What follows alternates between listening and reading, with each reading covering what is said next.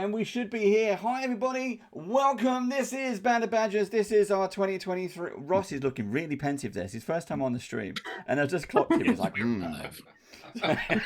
I'll sort out my audio. I've got to pick up Hey, where's your sin at, buddy? Merry Christmas, everybody. Thank you for joining us. Christmas. Merry Christmas. Cheers. I can't believe it's Christmas already. Gaming bless us all, everyone. I've got whiskey. I've got beer. Let me chug that. Oh. I got the Christmas Band of Badgers mug. Oh, I'm not getting any sound on the stream. Oh, You could have one too. Can They've you all double of this check that comedy stream? gold. Let me. Anybody else got sound on the stream? Let us know. One job, Steve. Okay, good sound. That's not me this time, other than monitoring it. One job, Dave. Anyone else? Anyone else got? Can anyone confirm? Yeah, I got it. You got sound? Yeah, We're I good. do too. Okay, So I it's will Steve. refresh my stream then. Not me. All right. Anyone else? That's fine. Anyone else? That's good. Can anyone confirm? If it's me, it's See, okay. look, I've got to push all the buttons. Right. Anyway, 17 boy Steve. Nobody's gonna get that. No. So we were talking. So Ian, before we came on, Steve turned up, and the first thing I said was, "Steve, put the hood on." I said, "It's E17. Look at this," and I said, "Stay another day." Yeah. Yeah. Oh, For the- Josh got it. Yeah. For those of you who And don't know, then we had to you explain can- it to Craig for 5 Yeah. minutes. So those of you who don't know, go to YouTube, type in East 17. It's a UK London-based boy band in the 90s. Stay Another Day, and they were giving it all this, giving it all the large, and it's just Steve, spot on. But anyway, thank you for joining us. For those of you who are watching live, this is about as sober as it's going to be at the moment. It only escalates from here. For those of you who haven't been on to our Chaos Christmas before, there's no plan. This is it. This is it. We're just going to go around and meet people. We've got people coming in, people coming out. We've got some games to play. We've got some drinks to drink. Hopefully everyone's got some chocolate, some snacks. And you may see people coming and going. We're just going to have all kinds of chit-chat going on. Hopefully. So everyone at the moment is watching E17 Stay Another Day. oh yeah, I want to watch. Yeah. We've all gone there. I thought the comedic timing there was fantastic, and we're all just going to be all chit-chatting. Dead Stay silence. now. Yeah. But that's Yeah. what usually happens whenever we do a stream. Dave's like, "How are all my players?" And everyone just waits before they all talk over each other. Yeah. And that's Right. Yeah. This goes. It goes We're calling this on. Christmas Chaos now. Well, why not? We need a name. That's pretty cool. It's the Christmas Chaos show. It's the Christmas Chaos Show. There we go. Chaosmas. We're getting somewhere. Steve needs Josh's fuzzy chair thing on his sweatshirt to be these guys. Yeah. Yes, he does. Ooh, You're missing fuzz yeah. Yeah. Yeah. or fur. I'm a big fuzz fur This fan. this is like Backstreet Boys. It's yeah, Well, not that good. The equivalent Not of I that can't good. hear it, Backstreet but Boys are probably too good. Sorry. Oh. I don't remember their names, but Brian, They're I'm sure, was beyond. one of them. Okay. Justin Brian, Timberlake. yes, Brian was one. No, that's No. in sync. Oh, is it? Oh, okay. Backstreet's Back is just like top tier album. I don't Yes. like, Thank you, Ian. I'm afraid I'm not one for boy band trivia, so hopefully Dave has not done a boy band trivia quiz for us this evening. No, it is another round of Oh, it's like Blankety Blank. Vanilla Ice too. So for But those, like for those who are going to play Blankety Blank, you will need a pen and paper. But we'll get to that. That's fun down the line. Okay. There's, come on, Dave. I don't take notes. I clearly don't have pen and paper Oh, here. I know that. You've got an entire studio and there's no pen and paper. But So for those of you who fairness. do drink, who are drinking, what is your flavour of choice today? Well, since I don't want dead air, I can go ahead and go first. Go ahead. I'm just having water with fruit punch Mio mixed into it. Technically, JD, you're at WizKids, so technically you're still working. Are you on the clock at the moment? Yes, I am. See, you're not allowed to say that you're drinking. But anyway, I know it's spiked. We're good to go. We know it. We know it's good. You can't prove that. No, I'm drinking. we You can't. can't We can't prove that, it. David. Not yet. Not yet. Give it a little while. Hi, Gary. Eh, Gary's just hello. joined us all the way from Scotland. Hello. Oh. Hello. Nice. How we doing? So the closer you get to Santa's land, the bigger the hat gets. How far north The you are. further north you get. Yeah. Mine's tiny. California's too hot. That makes sense. So everyone's in that kind of like, yeah, it's getting high. Here's some strange people we've never met before. Yep, this is true. Let's go. So JD is all the way from WizKids over there. Hi JD. We got Craig. So you should all see the same layout as me. So top left is Craig. Is that correct? Yeah. That's correct. Okay. Yes. Yeah. Craig, Yeah, you got the floor. Quick shout out. Where can people find you? Instagram D&D Painter 76. I'm one of the painting badgers. Exactly, a painting badger from the States, a pro painter on a variety of our shows, and more to come in the new year, as all kinds Looking of forward to pieces. it. Now, on my left, but on this way, is Josh McGuire, the man with the misty mouth. I'm not sure if that's That's right right. term, but that sounds good. And a bunch of unpainted minis. Yeah. Yep, I get it every time. Yep. The cabinet of shame back there. The cabinet of shame. It's Definitely. it's Bad. brutal. And he's got. Don't even get me started. Here's what we do. I can make him bigger, zoom, and you can see. And you can really see them. Yeah, let's see. Like you can really see how many there are there. But now How we've many? zoomed in, we can even hear him even better. Mind I say, That's a how lot. many Wow. fantastic WizKids miniatures? Because a lot of those are the WizKids miniatures, which we do paint on the Yes. Band of Yeah. Miniatures. Yeah, indeed. Yeah. I've also got some pretty sweet WizKids stuff back here too, which we might just get into. I think that'd Depends. be great. I don't know. I We'll think see. like just like we could do an unwrapping because it's Christmas. Yeah. It's not an unboxing. Yeah, there you It's go. an unwrapping. There we go. Yeah, I even got a Dragonlance just Yeah. to celebrate all of our Dragonlance stuff. I think we should. Ian, you're there. How you doing? Hi. Yeah, I'm really good, thank you, Dave. It's How are fan you? favourite. I'll ask. How am I? I'm good. I'm good. I'm just getting loads of messages saying, "Oh yeah, I'm just making a cup of tea. Be there in a minute. Making a coffee." Yeah, that's what I'm on. The good old Earl Grey in my England mug, in my Union Jack. That's right. That's good. Is it okay to say I'm having an adult milkshake? Yes. Mhm. Very Yes. much so. Very much so. A golden caramel adult milkshake. So Nice. everybody, I'm this is- having this is- something so very everybody similar. who doesn't know, this is Gary. Hi, Gary. That's, Hi. that's about. Hello, that's about- Gary. so this is Gary. It's a nice big warm welcome and a hug to Gary. Hi. He came all the way down to UK Games Expo, me, Gary, and Steve, we got to play with Luke Gygax, D&D. Yeah, it was About fun. 5 hours, Right. man. And that was Nice. cool. It was so cool. Steve almost didn't. Yeah. Steve almost didn't, but we I stood encouraged in the, him. yeah. I had to stand in the corridor and wait Yeah. like a naughty boy. But I did get in thanks to you two. And I it was tricked him brilliant. and said there was a packet of custard cream biscuits in there to go get them. I always go armed with custard cream biscuits. It's the food of the gods. But yeah, that was a fantastic time. Absolutely loved it. But Gary is also in. So Theo, from Gallant Goblin, is also who's also a much more successful YouTuber than I am. But anyway, who runs a private game, and that's where I met Gary. So we're part of the private game. Yeah, Dave plays my unwanted surrogate father. Yes, Don't you, Dave? I do. Yeah. Yeah. It's a lot of fun. You should do. It's But actually- now I'm bare chested. Yeah, you just got hot. I And did. you're confusing my little, 12, 13-year-old Kenku coming of age sorcerer. He's very confused. And Steve, you're rocking the B&G hat. Good lad. Yeah, I am. Yeah. Okay. Well, I was told to go and get a hat, and I don't have a Santa hat, so this was the closest one thing that I had. I don't wear a hat. I'm not a hat person. I'm not a hat person. So Beadle and Grim are your Santa Claus and elves, are they? Yes. Okay. Yes. Beadle and Grim. Which one do you prefer, Beadle or Grim? Grim. Okay. Good choice. Wow, without missing a beat. That says a lot, doesn't it? That says a lot. Right to that Grim. Grim. Diana, how are you? How you doing? I'm good. How are you? Everyone's a bit mute at the moment. I'm used to everyone's like being yay. I'm just waiting for the drink to kick in. Everyone's Oh no, I mute. have to go to work, so mine is nice, clear Vodka. elixir of life water. No, not vodka. I have to try it soon.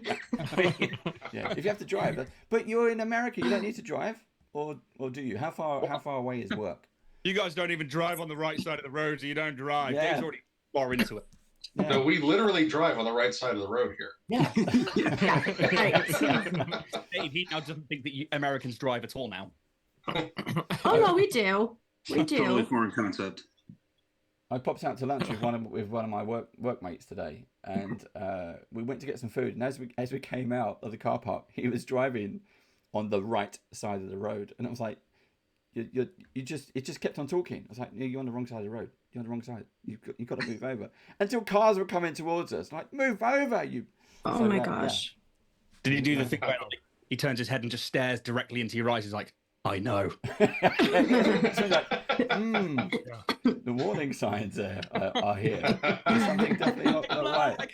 Red flag. Something definitely not right going on. And then below Ian, we have Michael. Michael, how are you doing? What's up? I'm good. Relatively new to the Badgers community.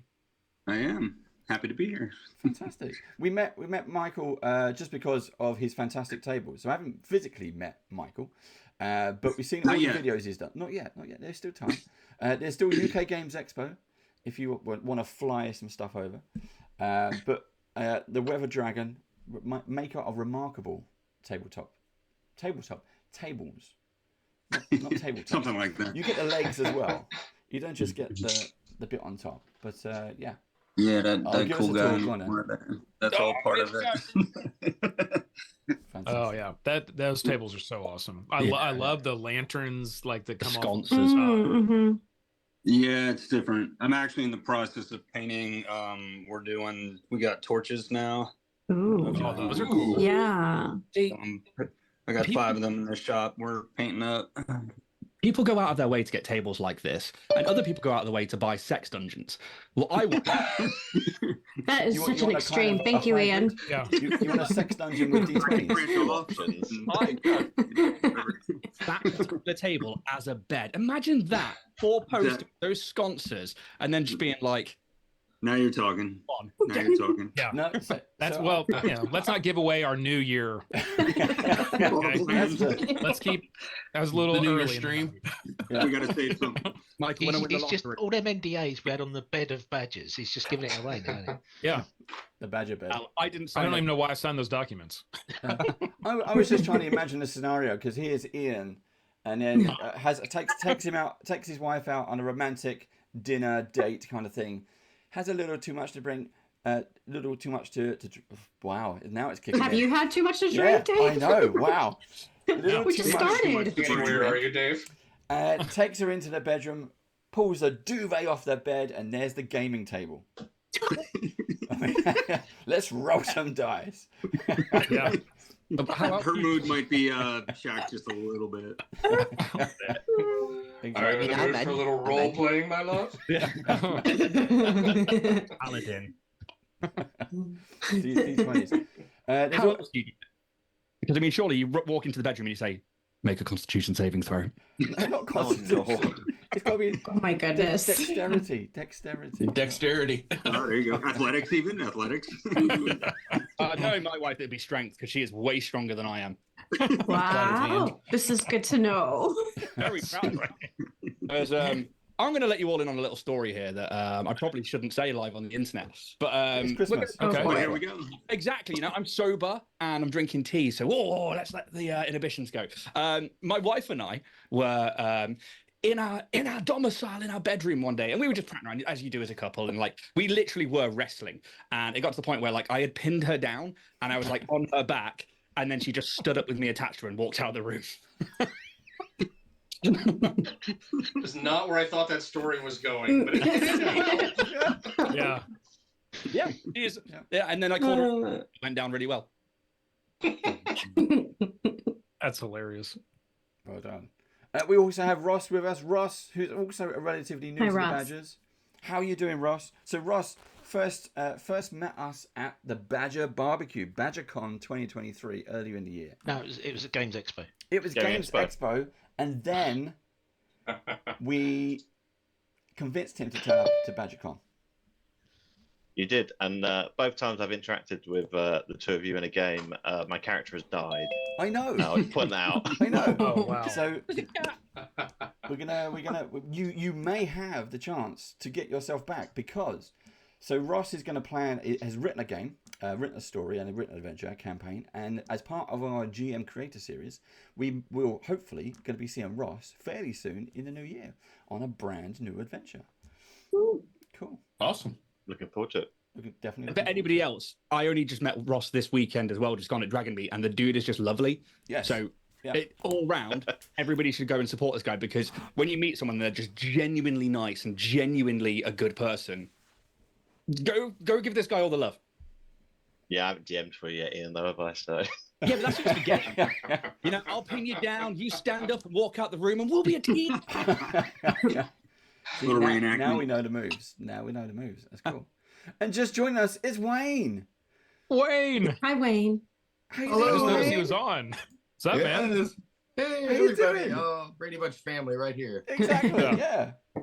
Cheers to you. It's 3 Cheers. o'clock, so you Yeah. guys are the only ones that can get me drinking at 3 o'clock in the afternoon. Fantastic. There you go. He's Yeah, Because He's it got literally the is ears. 5 o'clock somewhere, wherever you are. it's 9 o'clock now, so there's some catching up for you to do.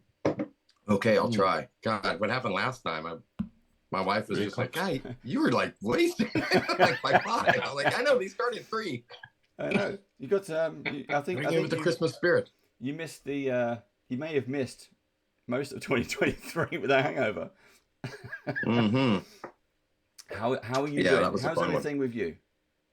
Oh, everything's doing great here. We're so far no accumulated snow, which is fun. But yeah, Dungeon Crate's going along fine. Having a blast with the retail store. I went from the sub box, and I wanted to really be able to take all those things and buy more. Every convention I went to, I was like, I need more of this. Yeah. And so so I opened up a store where I have a bunch of toys and I share them with people when they pay me. That's about it. And it, Sounds like is this pay you in dollars, or is it gold coins, or it doesn't matter? Either way, Yeah. if you got coins, I've been known to be bribed by coins. I have lots of coins. Fantastic. No, but it's super fun. We got everything. So it's all the nerdery, no other games, just all the nerdery stuff. So yeah, I get to be a big kid for a while. It's been fun. Cool. Shout out to And where playing you a are. lot more. Where- Oh my where- gosh, I'm playing a lot more, and I am available a lot more, Badgers. Yes, fantastic. That's So what we need it's to hear. Good. So shout out. Where can people find you? The physical. Oh store. my gosh. Oh yeah. Yeah. Yeah. My It'll be in the store emergency is. room. Oh, yeah, no, my store is at Omaha, Nebraska. You can find us right here in Benson. Right in the middle of the country. And then otherwise, it's dungeongrade.com. It's got a lot more stuff. The cool thing is, too, I can put a whole lot more stuff online, too. So it's been awesome to work with a whole bunch of vendors that we find out and about, like on these things and whatnot. We get to bring people in and, showcase them. So, yeah. Cool. Good. It's lovely to see you. I think again. somebody's at the door. We can There's definitely. Someone is at the door. Someone's There's knocking at the somebody door. at the door. We will definitely get you in some games. I think, Wayne. Oh, that would be fantastic. Yeah. Absolute Yes. pleasure My- to play with. Yeah. So now my weekends are all about being here and like running games and playing games. I played more D&D than I have in like before COVID. Yeah. Well, the pictures, the photos of your shop that you put onto socials again is great. Looks amazing. Absolutely fantastic. Thanks. So again, It's like a big congratulations clubhouse, to you. though. Yeah. But your guys' rooms, holy crap! Look at McGuire's room. For crying out loud, Well, man! Maguire- You look like a game store. Yeah. I saw you guys. Gary's too. We have some new That's stuff right, just coming keep in the on new year. We're gonna have a nice look around that room. I think we got to look at all the Ooh, stuff. yeah. Look at all the stuff that's there. Yeah. Are we It's gonna amazing. talk about that, Yeah. or is that a secret? It's still a secret, but we're here, so let's see how it goes. I had a drink, so we're gonna let it all out. Yeah, give it 5 minutes. Yeah. All right. Yeah. Yeah. Give it 5 minutes. I think so. They got Midnight Tower. Yeah, are you gonna let Eric and Tove in? Yeah, they're in. They're in. Are they? They've got to turn on the camera. Oh, There you go. there they are. See, they're already in. There's both Tove and Eric. Yeah, it's she is finishing up her coffee, and she'll be with us in a second. How are you all doing? I'm gonna make you large on the screen, Eric. Right, before she gets back, we're gonna need to play a Christmas practical joke on it. What can we say that's funny? What's a secret you can share? Quick. No. quick, before Tove gets, unless she's watching. But quick, give me your address quick. and a list of your fears. Not watching, but listening. Tove, quick, give us a secret about Eric. He's watching, but he's not listening. Underwear.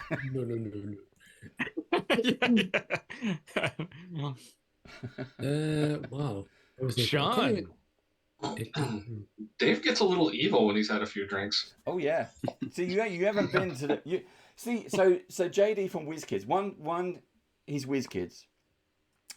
So The entire company. I'm being very small part of it. Being but very nice to subset because it's WizKids. But he's only enjoyed our painting. So JD, we need to get you playing some games and rolling some dice with us. So you up for that in 2024? Yeah. Right. So absolutely. Steve, make a note. We've got to make that happen. You realise we've got to do like a 2-3 in the morning stream for that, right? Yeah. Or I'm just saying, you guys fly over, you come to the UK Games Expo, you grab Dave and Steve, you come down to Cornwall, and we have another BadgerCon where we just play fucking loads of games here. Or Don't say it because it's too loud. That's all my wife wants. She's like, you know, people overseas. We can go over there and play D&D. They would definitely. like, Definitely.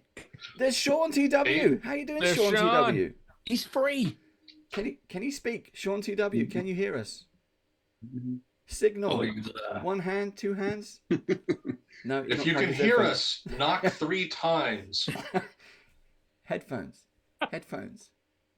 No, I'm not. He doesn't know his camera's on, does he? Oh, that's a shame. Oh no. Luckily, it's not on the internet, so it's fine. Yeah, we can't hear you. Fucking losers first. I didn't even intend to. We did like this. We did like this. We like the beard. Profile. We like the profile. You're a tinsel. Hi, Tove. Hi, Tove. Oh, you look cute. Let's ignore Sean.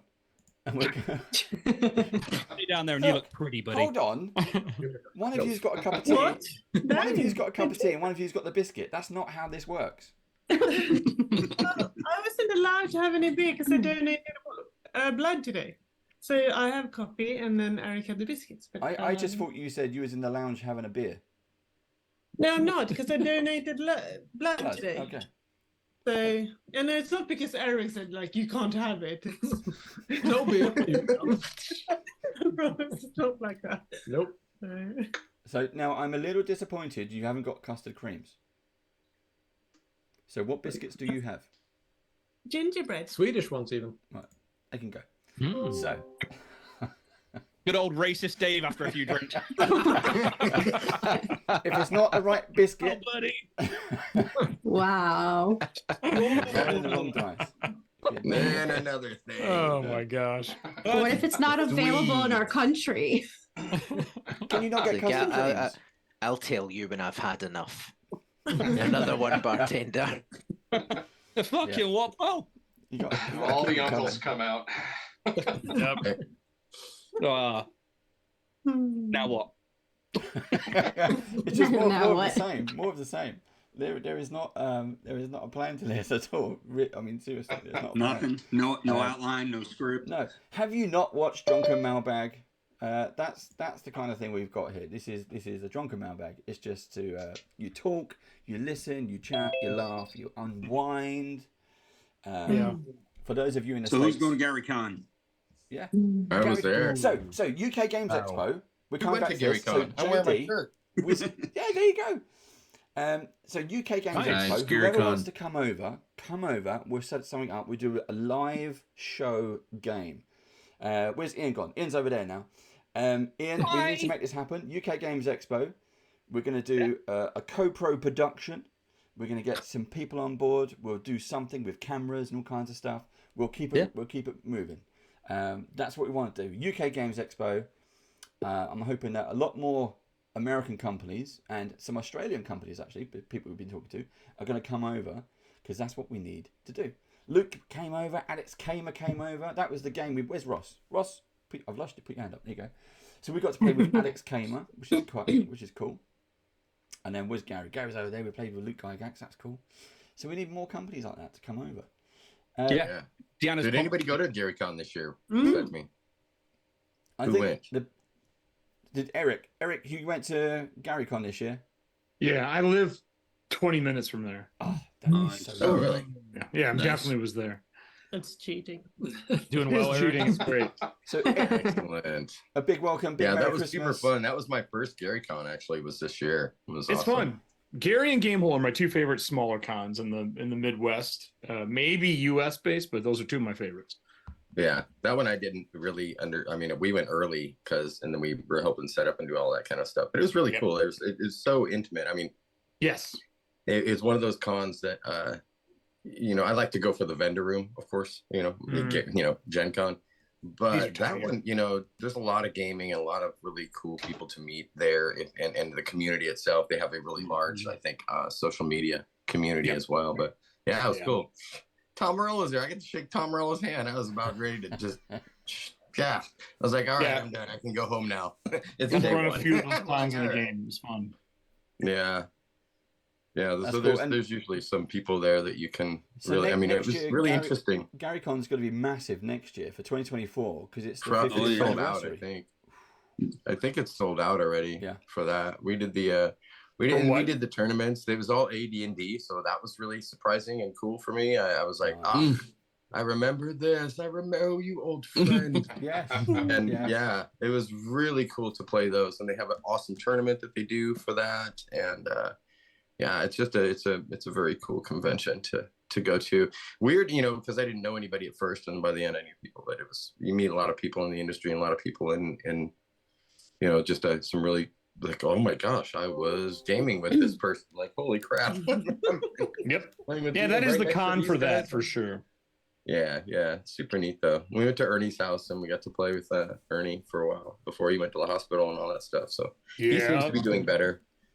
So Ernie Gygax. Got That's sick my in his own GaryCon. con. Right. So big. I think he just wanted to bow out. He's tired of people. I'm gonna shout out to Eric Frankhouse, Mr. Eric Frankhouse. Hi, buddy. I missed you. I haven't seen you in a while. You've been busy. You've had a very, very busy year. I have had a busy year. It's been a full dance card, as they say. Yeah. It's been kind of crazy. Contracts are up now, so now I'm back into like doing my own stuff. I see Diana's here somewhere. Yes. Where'd she go? There she is. Hi, Diana. Hi, Eric. We're on our December break right now. Well, they are. I'm doing tons of background stuff. So, and then a new talk show. I've been doing a heavy metal inspired talk show with the chance for people to win prizes. Yeah, it's called Corpse Talk using Mork Borg, sponsored by Alchemy. The latest one we just did was with the CEO for Alchemy. Super fun, but it's a kind of like Hot Ones meets a mega dungeon that you have an interview during, and you walk away with a bunch of like verticals and stuff for whatever your company does. We showcase what you have. Every time you die, one of your items goes into the treasury for the end of the season, and people get to draw from the treasury at the end of the season. But the real catch is the audience helps make all the monsters that kill the guests every time they're on. I mean, the PC. So I got yelled at. This is too metal for people. I said, kill the guest, and people got really upset. Their character, okay? The bleed, you got to separate. But yeah, so every time they die, their item goes in, and you get to draw at the end of the season. We're 3 deep. There's 5 more lined up. It's been fun. I love interviewing people, so it's been a riot. But some of my favorite questions are like hot seat questions, and if you don't take it, you get crit. So I asked him last time on the show, who is the first person you would fire right now in your company? And he's like, I'll take these, because he told me before the show I'll answer anything. I was like, all right, Chris, you say that. He took a crit. He did not answer that question. So I was like, that means someone's getting fired, right? And he's like, no, it's getting fired. Like if you had to fire Yeah, them, no. I mean, if you have to. Yeah. What a way to do it. Hey, by the way, I got a short for you to watch. You're fucking fired. But yeah, other than that, it's just been gaming nonstop. I'm running John Wick right now. My stuff came back. Yeah. It's been pretty fun. We've done a lot this year. Diana's been in 3 different campaigns, I think, this year. With I think Been in so. 2 of ours as well. Yeah. Yeah. Diana's been a busy girl. So, for those of you who don't know Diana, Diana is our weapons expert. Anything we know Imagine about that. weapons, here we are. So, Diana, do She you likes have the any... pokey things. She will stab. Exactly. You've seen Electra has nothing on Diana. So do you have some throwing stars that you can just like throw and demonstrate? I do not have throwing That's a stars. shame. Okay. So I was I'm just so Okay. sorry, Dave. Hey, Diana, let me get that vertical short to say you're fired for not having throwing. How can you identify with all of our 12-year-old nerdy boys? I have some You don't own a somewhere. throwing star. I made my own as a kid Yeah, in shop right? class. Yeah. I suggest all my children. I think all children need to make throwing stars or something. You should at least have one bounce back and risk Yeah. your life at least once. You will really change your perspective at throwing things at things. Since your brother Change your and sister perspective. Noted. Yeah. I was throwing him in an old fridge in downtown Detroit and it bounced back, hit me in the shoulder, and it didn't stick. And I was like, I think we're done today. I think I'm done. Fridges are a bad idea. Oh my God. I had an actual Red Ryder BB gun that my dad owned when he was a kid, and I was shooting it at a tin can at a stone wall. Of course, it shot back and it hit me right here. It almost put in my the eye eye. out. Yep. Shoot your eye out, kid. Yeah, it was I terrible. mean, that was a movie that happened to somebody else. No, it was real, man. Yeah. Watch your movies. Don't split the movie was based on Wayne. That makes way more sense. There's a I bio thought that was Wayne's World. Oh, I'm so confused. Wayne's World. party time. Party on, excellent. Every time I go to talk to Sean, he disappears. I think he knows. I know. Where'd Sean go? Sean, Is he getting fired? Sean, yeah, Oh, he's gone. You had to roll a dice every time you came to work to see if you could stay at work. I would definitely buy a way to die to go Well, home. If Sean comes back, Sean before the stream, he was stuck in an elevator. No, really? For about an hour. Oh my So God. when he comes Did he back, call us from the elevator? That's what I would have done. he was messaging us. I would have just He jumped comes in back and on. He's like, Zoom. please send food. Please. How perfect would that have been? Something To warm. just dial into this call trapped in the elevator. No. It's exactly what I'm saying. I would have done that in a heartbeat. Sean, you better be Yeah, calling us for an Sean. elevator. Sean, you're back. How are you? The Are man you who needs safe? no introduction apart from this one. Sean, how are you doing? Hey, am I coming through? You're coming Yeah, through. you're coming through. Yes.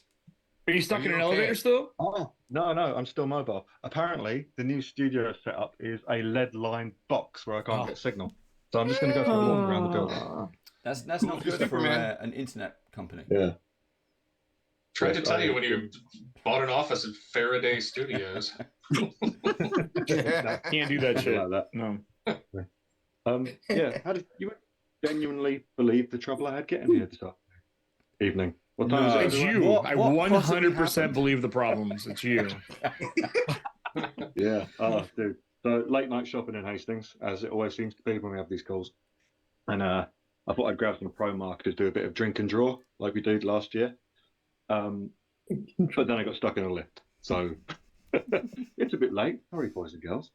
I I'm mean, here you now. over some of the most important things here. One, you didn't let us know that there was other people in the lift with you until you were nearly out. Two, you had 8 pints of bud on you that you didn't let us know about until you're out. Do you know how fun that would have been to TikTok a live stream of you just necking 8 pints and making it super fun?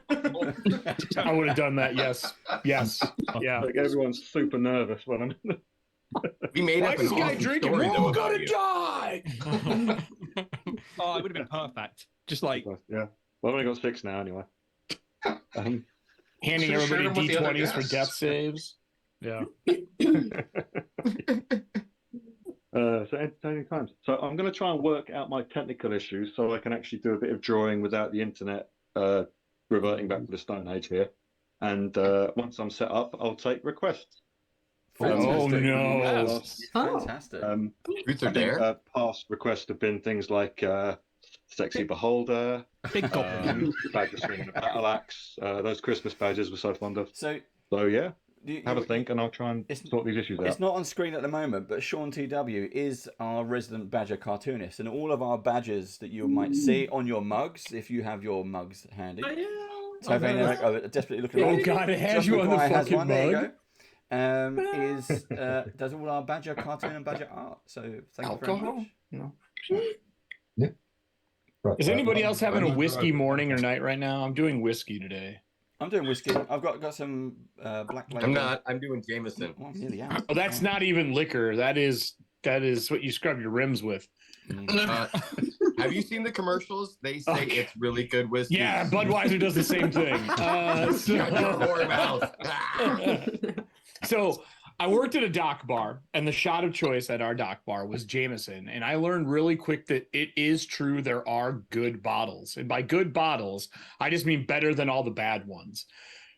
Jameson is different. They're like batch different. Some are really good, some are not. The ones that are bad. 4 doesn't matter. Look, 4's a light fucking day at a dock bar. And you're gonna beat someone up. Let's go. Yeah. Let's do this. 4 is a light day at a dock bar, but it's weird, man. Like advantage. I start rolling like 4 dice. I'm like, I'll take the best one out of 3. Making up his own rules. Sounds right. Sounds right. But yeah, no, I didn't know that it was actually different. And there's apparently a mark on the bottle to determine what batch they're from. Really? On the bottom of the bottle, yeah. I believe first. Luck of the draw, if you're getting crap or not. I believe it's the same. If it's good, not the little ones. It's got to be the full bottle, the tall boys. Not the baby ones. Not the baby ones. The same thing for a Scottish national This is beverage a cigarette shop right up the street. called Buckfast. There's a drink in Scotland that's very popular called Buckfast, yeah, and apparently you it's like a tonic wine for those who don't know, but the batch number is on the bottle, and you need to find the lower the number, the better the quality. And I've seen people, I mean, come from Scotland, fighting is an everyday occurrence for us, but I've actually national seen pastime. people, yeah, exactly, and as well as chasing haggis, live haggis. Also true. And I love haggis. I seen people fighting in a shop for one particular bottle of Buckfast because it was a low number. Yeah, it's just because it comes out of a barrel at a different time frame than the other ones do. But if you're selling a lot of it as someone who works too much with like distributors for alcohol, it doesn't actually fucking matter. Like it just doesn't. They're draining that barrel so fast it doesn't matter. Eric, what are you drinking? I'm drinking a 18-year Union Still. Oh, you're fucking fancy. Well, I'm starting with a good one. I'm not going to end with a good one. Like you start with the good stuff. All right. It's like my store didn't have Guinness, so I'm having Jameson with some craft beer. So that's craft beer is good. Yeah. Who said they liked haggis? Was that you, Wayne? Yeah, I love it. It's great. Good man. Cheers. Man, cheers to that. No, we have a they do something every year, and one person gets a haggis from a really, really great provider here in Omaha, and of course they buy it and they prepare it. But people think it's weird, but no. If you like sausage, if you like savory, like I'll eat anything. The haggis, if it's done right, is so good. It's lovely. Hold on, we gotta pause. Is that a fucking pog collection? Oh, Sean. Do you have pogs, like actual pogs in there? Show us your slaps. I was just looking at. Are you playing pogs again? I need something hard to lean on so I can draw. Have they made a comeback? I haven't done. A pog collection. Just happen to have it laying around. Oh my God. Oh, look at those flammers. Hold on. Do it again, Sean. That's his inspiration journal. Yeah. If you're so interested in pog stuff, come on a tour with me, my lovely badgers and badgerettes. So I see someone's wearing Jack Skellington. I just want to point out that this coffee mug has the big boy on it. Oh, nice. You got blur on. Turn the blur off. He's blurring off. Oh, Ian, I should show you something cool. Hold on. Yeah, do I need? Yes, are we doing puppets? Are we doing puppets? Hold on. We're doing puppets. We're doing show and tell, people. Yeah. Where's my little boy? Let's blur his background on. Everyone's leaving. Let me take that off. Puppy. I'm gonna win this one. Yeah, now we're doing puppets. We're doing puppets. Right. I haven't got puppets, but I do have This is not a puppet, but this is Gary will know what this is. There, look. Ooh. That's wicked. Oh, what's that? Rory, right? Is it? That's a Rory, yeah. Rory, yeah. That's cool. That's amazing, Deanna. Isn't that cool? Love it. That's so That's cool. very cool. I found that at Home Goods. So hey, we just came back from Home Goods. I love Home Goods. That just came back from there. Ooh. I found a bunch of little tiny Santa hats, which are good for your finger. Speaking of WizKids, or for other very small things. You found Cthulhu at Home Goods? Yeah, cool. I found other things at Home Goods, but I have a Cthulhu here. I'm trying to make him wear a hat now, which seems logical because I've had Jameson. Well, at least you're putting it on the statue and not something else. Yeah, it's a little large. Now. It's not that kind of party. It's a bit big. We call that a penis cozy. Penis cozy. I mean, it might be on the pinky, but really.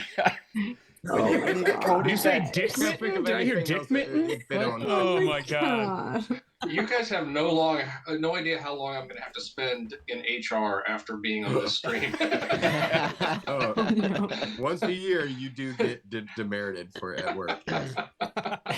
Look at that puppet. Oh, that's amazing. I got to visit Perception Studios and make a puppet while I was there. No. Wow. Look at that puppet. That kitty cat puppet looks real. That one's Oh my really God. real. That's amazing. I'm not going to go. I'm not dragging pets. It's moving and everything. So her name is Sally, and it's a ragdoll. I totally can tell how you Until that thing she's a talks, I'm checked out. ragdoll. Until it talks. Bye, Sally. You put in your hand. Now she's I really don't have anything. Your hand, it'll talk. Don't And it's not worry. time. It's not time. It's not time. Oh, I was just watching. I was just reading stuff in chat. Real people talking. Oh my God. There are people watching us? What? I know. I thought this was like People a have tuned in for Zoom this? all of us Wait, friends. this isn't a private party? Shit. What was your plushie, Dave? Late now? Yeah. I said what? What was your plushie? What was my The plushie? drow? This is. Is that Dritz? Speaking of WizKids, this is Oh, nice. Dritz. Jurist. It is. Yeah. Ah, very cool. You can That's see that. adorable. That's fun. Oh, Look at it. Is that just a big squishy box? I like that. That's fucking amazing. Oh my Gelatinous god. What is that? It's Gelatinous cube. a Gelatinous squishy cube, look. Look at that. Oh, that's amazing. Yes. Can you? Oh, Is it- what's What do you that? put in it? Oh, Skull. A skull. What else is in there? Ribs. Ribs, yeah. Swords. Oh yeah, that Oh, a was. shield. Yeah, Okay. yeah. Goddamn gelatinous cubes. Why aren't we turning this please into pull a kitten out of there. Please Show pull and a kitty out tell. of it. Bone. Okay. So just really quickly, is Sean in the process of recording like a heavy metal video Sword? right there? Now he's trying to decide if he remembers how to draw. He's just walking around the studio. Talk Looking shit for while that there's something in his golden mouth. spot in this- Oh, there's a lot in there. Like a bit of signal. My gosh. Oh, that's fun. It glows in the dark, which is cool. It It glows glows too? Okay, that's amazing. what? They should I'm a do- sucker for anything that glows. It's that 80s kid in me. if they did life-size ones, we could all get inside it. Oh, don't say that. She's gonna Gelatinous make cube. Adam build it. You know, like, Gelatinous Oh, cube, an bouncy inflatable house. one like those like those balls that they have only. That you know what? That would be a great booth piece where you could walk in and take photos of the glow in the dark gelatinous cube. Mm. What an amazing And just be booth like- piece! You would have a line. JD, get on it. Only take 5% to the idea. Where So, did you I'm get gonna- that at? Was it just an online purchase or a con purchase, or did you make it? Or No, it's Oh, from yeah, Wiz, those are- it's from Funny as Oh, the yeah, brand, it's like but it's, Funko. I bought it from Wizards of the Coast. oh no shit. Okay, Yeah, well, that's surprising. Long as it's not a product like Planescapes or Spelljammer will be fine. I love gelatinous cubes though. Oh my gosh, yes. Oh, hold on. Let's do it. Let's pin it. That is so cool. Oh, you got a mimic behind That's it. cool as Love hell. it. Yeah. That's awesome. Quick thing about gelatinous cubes: the hungrier they are, the clearer they are. Is that correct? So if they were Yes. starving gelatinous Technically, yes. cubes, Yeah, because they there would wouldn't be anything in them. completely It would transparent. be like a stomach sort of. So yeah. Yeah, that should be the difference between advantage or disadvantage on their stealth.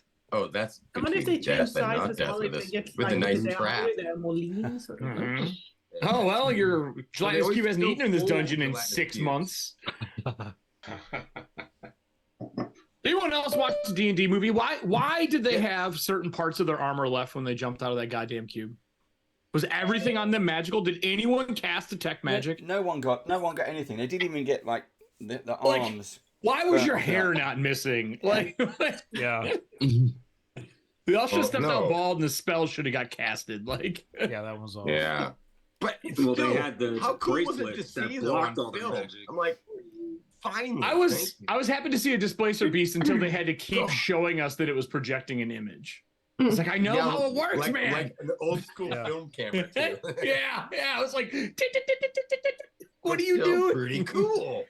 It was nice to see a displacer beast. I never thought I'd see one on camera. Never. Classic monster. I'm going to interrupt here because I can see Michael is starting to look a little bit worried. This is what happens to our guests who join the Badgers. You may end up this crazy.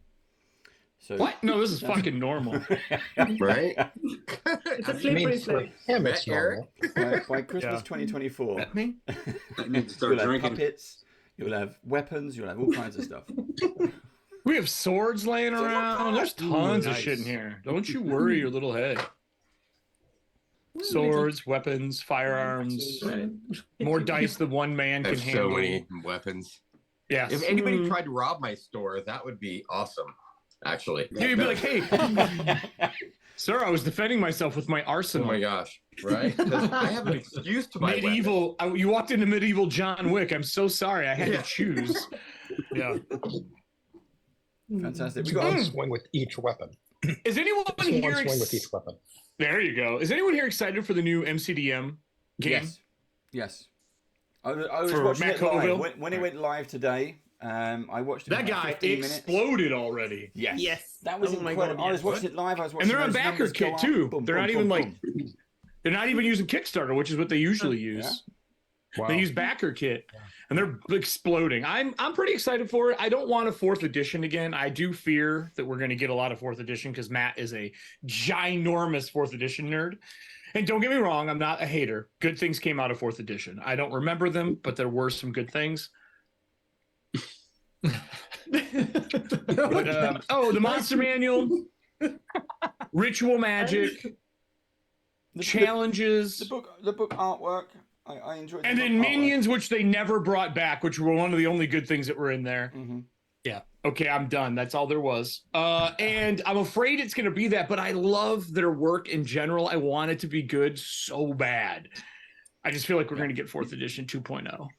I disagree. I think I've been watching some of his videos, and where he was talking about weapons and he was talking about magic, I like that. But I also, when we hear stuff about Daggerheart, I like what I'm hearing about Daggerheart. I have no knowledge on that at all. So I'm supposed to play it and that. head to bow out. But a lot of that stuff that they're saying at the moment, the stuff that makes you interested in their books, in their new products, is also stuff that you could just put into your own games anyway. It's just, there you go. Right, we're not going to do initiative. We're just going to do. You tell me what you want to do. Here's a scenario. Boom, go. Who's reacting first? And off you trot.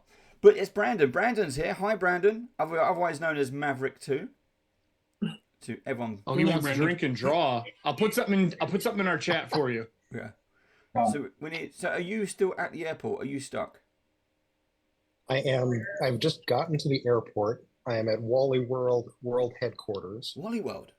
Was here for a meeting. Just a day or like 30 hours on the ground here. Then I'm flying home right now. Wally World, as in National Lampoon. National Lampoon. As Vacation. in the basis Have fun with that, for Sean. that. Yes. Yes. I just thought it was made up for the film. I didn't know it was a real place. Well, it's the joke name for Walmart, and so I happen to be in the vicinity of Walmart World headquarters right now. We don't have a Walmart. You don't want one. You don't want one, really. That's okay. That's That's all right. The thing they're good for is if you're traveling, you can sleep in the parking lot if it's a long trip. That's the only good thing that they have going for them. I've heard that they've started to cut down on that. Maybe. I don't know. I just know when I drove from here to the West Coast, I was like, I am not renting a hotel for a 4-hour nap. I've done that. Yeah. Not when you're driving a truck that has like a lay down bed in the back built in. Like, fuck that. So I just sleep in the lot for 4 hours and left. Good old cross country. Never doing it again. I do not miss it. Although flight prices suck right now. Dave, when are you coming to Gen Con? You keep saying you're going to be here, and I feel like you bow out every time. It's Dave. it's that crazy thing called money. I thought you had someone covering your flight and stuff last time. No. You should have Whiz Kids bring you out for as much as you pimp their stuff. JD, what can we do? Should be like, hey, come on. Yeah, on the spot now. JD can't even go to conventions. Oh no shit. Yeah, so JD is at WizKids, but yeah, even JD. WizKids, bring him out. Yeah. Bring him out.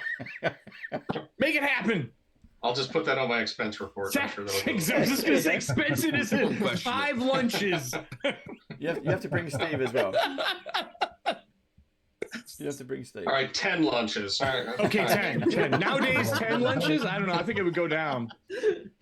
I mean, if there's a flight going from the UK there, then I'm as well coming as well. So 15 lunches. That's 3. 20. Okay. JD, it's called the Band of Badgers diet. Lose lunches to fly Dave to Gen Con.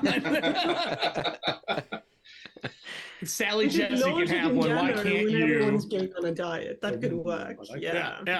Yeah. I'm also not putting in for this, but just saying you should come. I'm not giving up my lunches. Are you kidding me? At this rate, JD, it's cheaper for you to come here. Probably is at this point. WizKids did turn up this year. It was great to see WizKids here. WizKids, we had WizKids. Yep. We had Wizards of the Coast, but it was during the debacle, so there wasn't many people at Wizards of the Coast. They gave me coffee, Dave. Did they give you coffee? No, I didn't get coffee. Yeah, they gave me coffee. Wizards of the Coast gave me coffee. I don't know what it was to begin with. That's how they mark you for their assassination program, right? See. then they're feeling Pinkerton it. Show right the fuck up. They're feeling it that as well because I'm still alive. So you're confusing them with Starbucks. That's how Starbucks marks their victims. Oh, that's right. It's coffee for Starbucks. It's dice for Wizards of the Coast. Here's the D20 shit. So you guys should all come to the Games Expo. I think I might actually be running a game this year. Yeah, we're going to be doing it as well. So I think we get everyone together, or we do when an is epic it or something. When is it? It is the first weekend of June, so it's the end of May, Friday the 31st of May. So when my state finally gets good weather, I don't know what. Whoa, who all went to Gen Con this year? I did. Yeah. God, you did? God damn it. I didn't. I've been there every year since I was 12. We it was have nice to when I meet was up. in McGuire, Milwaukee. were you there? What's that? Who else went to Gen Con? I was there. Yeah, I was there. I saw him. Actually, I think, did I see you? Yeah. I didn't see you, no. I saw McGuire there, though. Yeah, I saw McGuire, but I don't we drank. Yeah. Well, he didn't. I did. Yeah. Well, I drank that weird like Malort. I drank that weird pumpkin beer was so. I still have 2 downstairs. I pawn them off to people I don't like. Now that I know, like, not then. Yeah, he's like, here, try this, and I'm like, it was so chunky. Oh my god, it was like disgusting. pouring pancake syrup. Yeah, it was really weird. It was so weird. Gross. Then I gave you a good beer, but yeah. Give me some alcoholic syrup.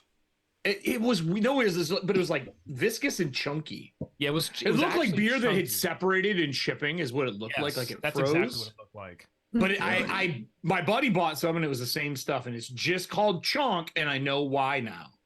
Because that's what comes after. Because that's what comes out of it.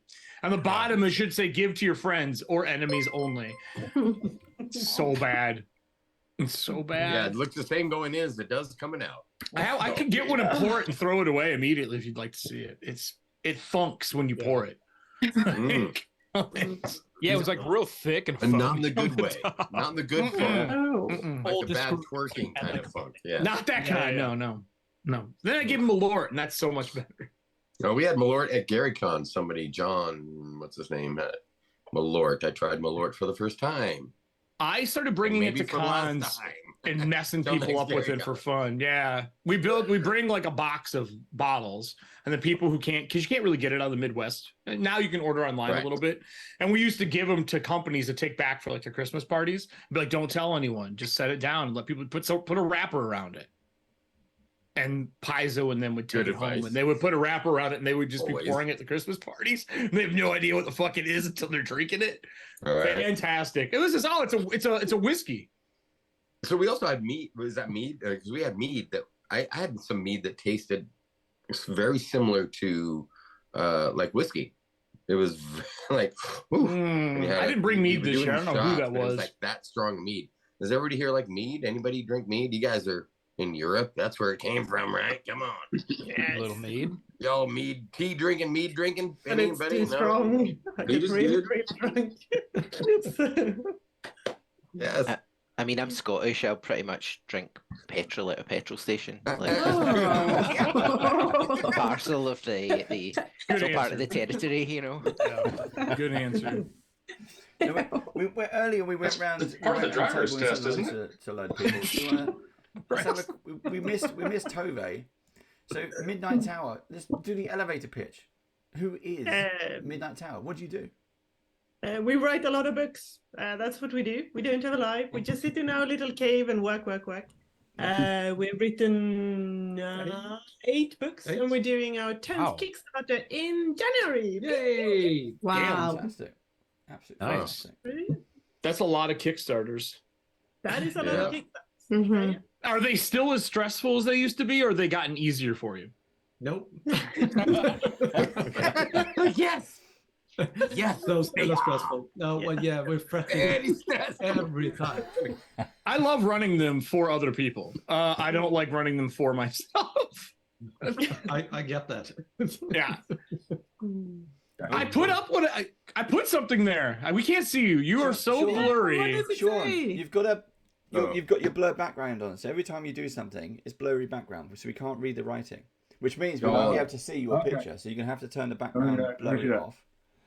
We don't care if you're in a hallway surrounded by dead bodies. It's totally fine. This is a gaming stream. We get that. We know you. You should see Diana's closet. It's full of bodies. Oh yeah.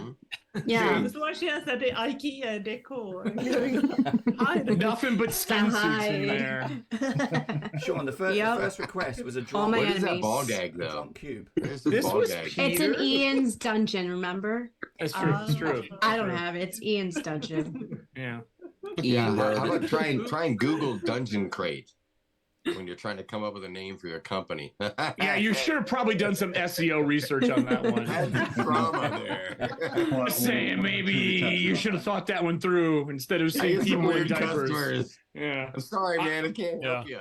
You need to make a thing. Be like, you need to make Dungeon Crate dice jails that have a person in it, and you just slide your die underneath them. I bet you they would sell. Yeah. To that specific Oh hobby. my god. You're welcome. Crossover, people. This is 2024 Crossover. we're coming into. Yes. All of I us mean, need to think when we're look. a corporate we're business owners, we need to think outside the box. Yeah. Outside Pop the culture badge box. expos are everything, man. They're comics to games to dungeon crates. It's inclusivity. Inclusivity in my dungeon. Definitely. It's Nick just sitting with an axe, by the way. Has anyone else noticed that? Like he's Yeah, I ready just for that looked it. intruder. I just looked in the camera. Isn't he Sitting just with so an axe comfortable opener, with he's just it? like He's comfortable with that. Is Nick in chat? Bleed my own blood. Zach is making my own blood. Oh, look who We it got- is. we It's got Beetle Bill Grams. and Graham. It's How you doing, Bill? What's up, buddy? Bill. Yeah. Bill. Hello. I forgot my fucking hat.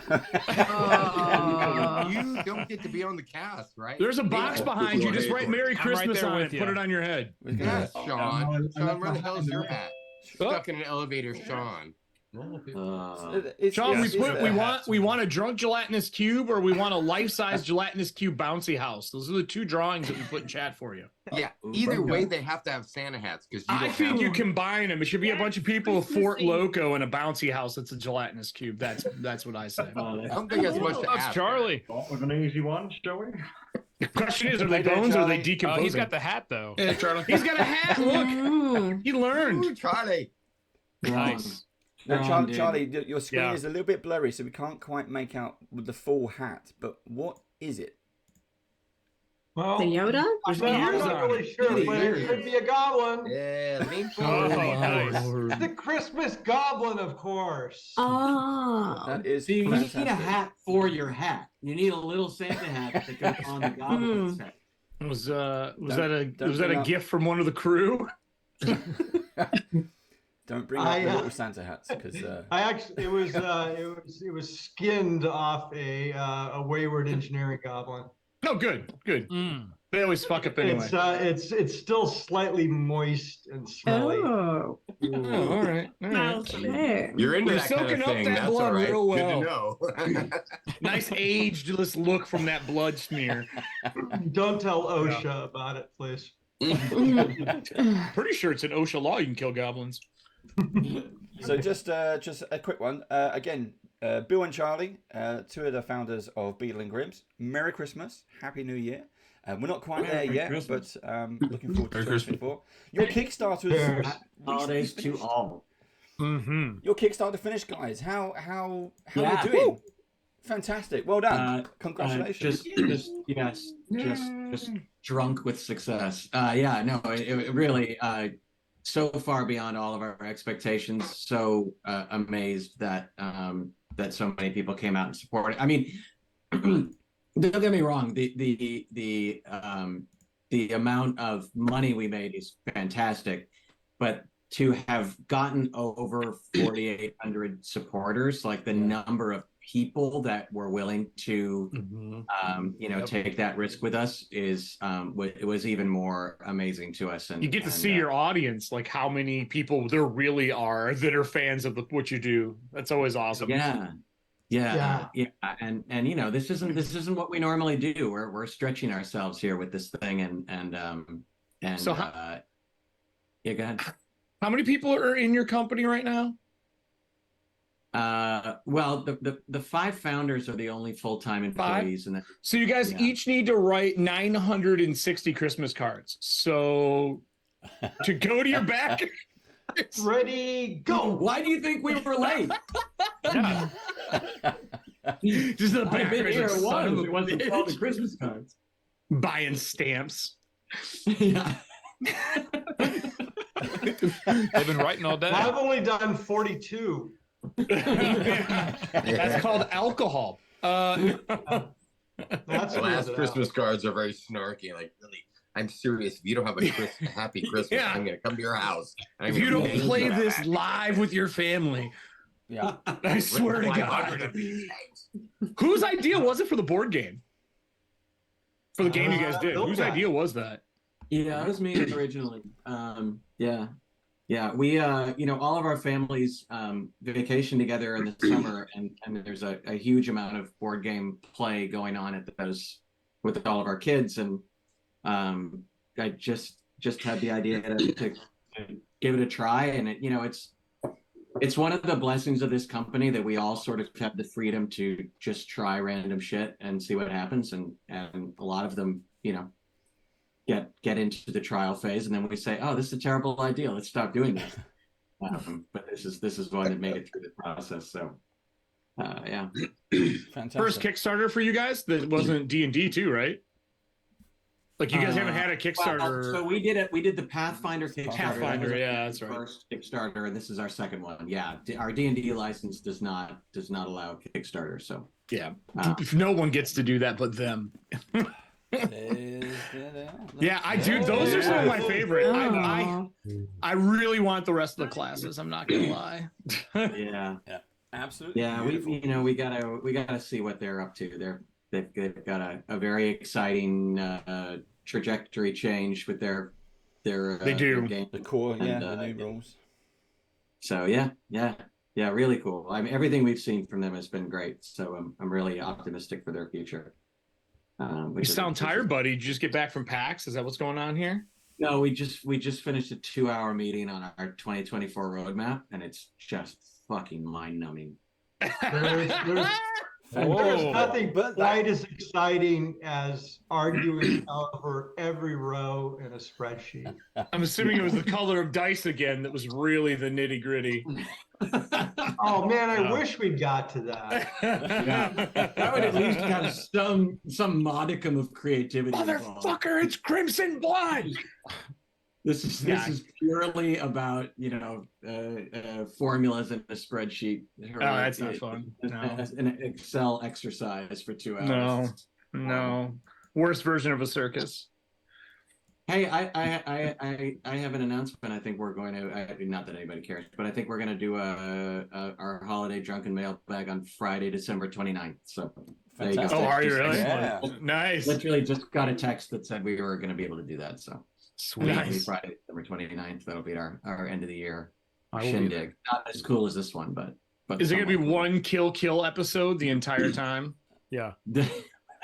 We'll just keep having new people on, and we'll murder them and send them on their way. And you're dead. Yeah, Tracy Hickman and them used to do they might still do it, the breakfast that they used to do at the conventions. They used to do the murder Tracy Hickman, and you would go in and he would kill you off for breakfast and you would leave. And you just eat with Tracy Hickman and get murdered. Really? Yeah, it was really cool. The we did it at GaryCon for quite a few years. Just murder him off. Murder him off your show. Fantastic. Yeah. Well, we'll do something fun. Yeah. So, I mean, you're talking about the 20. You're talking about the 2024 roadmap. Anything you can tease? Anything new? Anything cool? Anything good? The favorite Excel color is green. It's a big year. Next year is a big year for D&D. This is the time to hit us up for that because our brains are soft and squishy.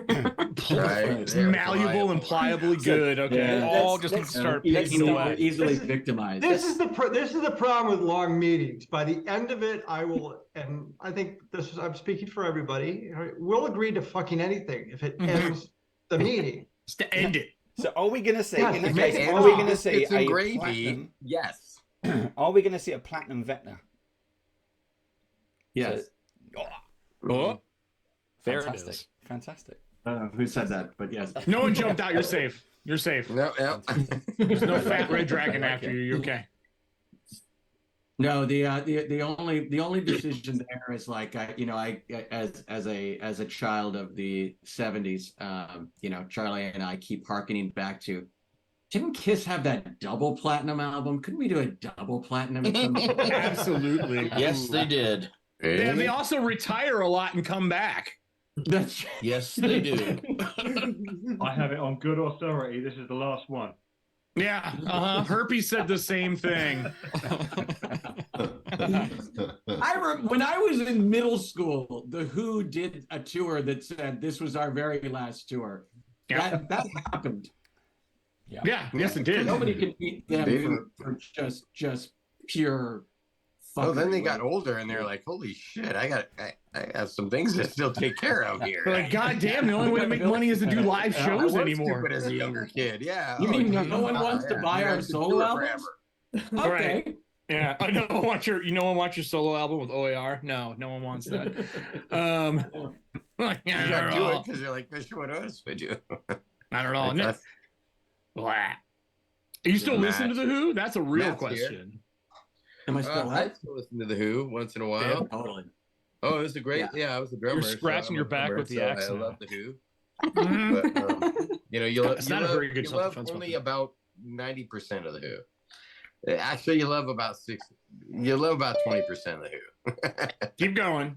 The number's too high. About 10% of The Who you love. You fucking 10%. love them. 10%. Yeah, I know. I was going to say the same thing. I'm embarrassed to say that they are one of the bands that I can only listen to like a greatest hit selection. Like, yeah, but when you do, but they have like this is the best thing ever. Yeah. But they have like 3 greatest hits albums, so that's like 3 albums. Oh yeah. And it's fantastic. But boy, you try to just dig through one of the albums from top to bottom, and it's you can't do it. You cannot do it. It's a jam band. Like, you just can't. They have their moments, as every band and every person does. Theo's He's on. it looks like he's Theo. inside an Why do I igloo. know Theo? Yeah. So a quick shout out. Theo, hi, Merry Christmas. How you doing? Hey, well, Hi, Theo. Hey, Theo. How's everybody doing tonight? Good. Yeah, Good. pretty good. Does anyone else expect Ian to start DJing the way he has his stuff set up, or is it just me? So Ian, Yeah. we'll have a set off here. We'll have Theo's I love set it. It's like the versus camera Ian's angle. set. There's stuff on his side. Yeah, Quick, man. Ian, give us a quick tour of your set here. Show off the stuff you've got here because this is Yeah. amazing. He's built all of How do this. we do this? How do we look as cool as you? Oh, if I could grab the That's camera amazing. and show you around, I would. This all He's like, wired this is up, an though. igloo. It is a little cold in here, as you can tell from the frigid lights on the side. Mm-hmm.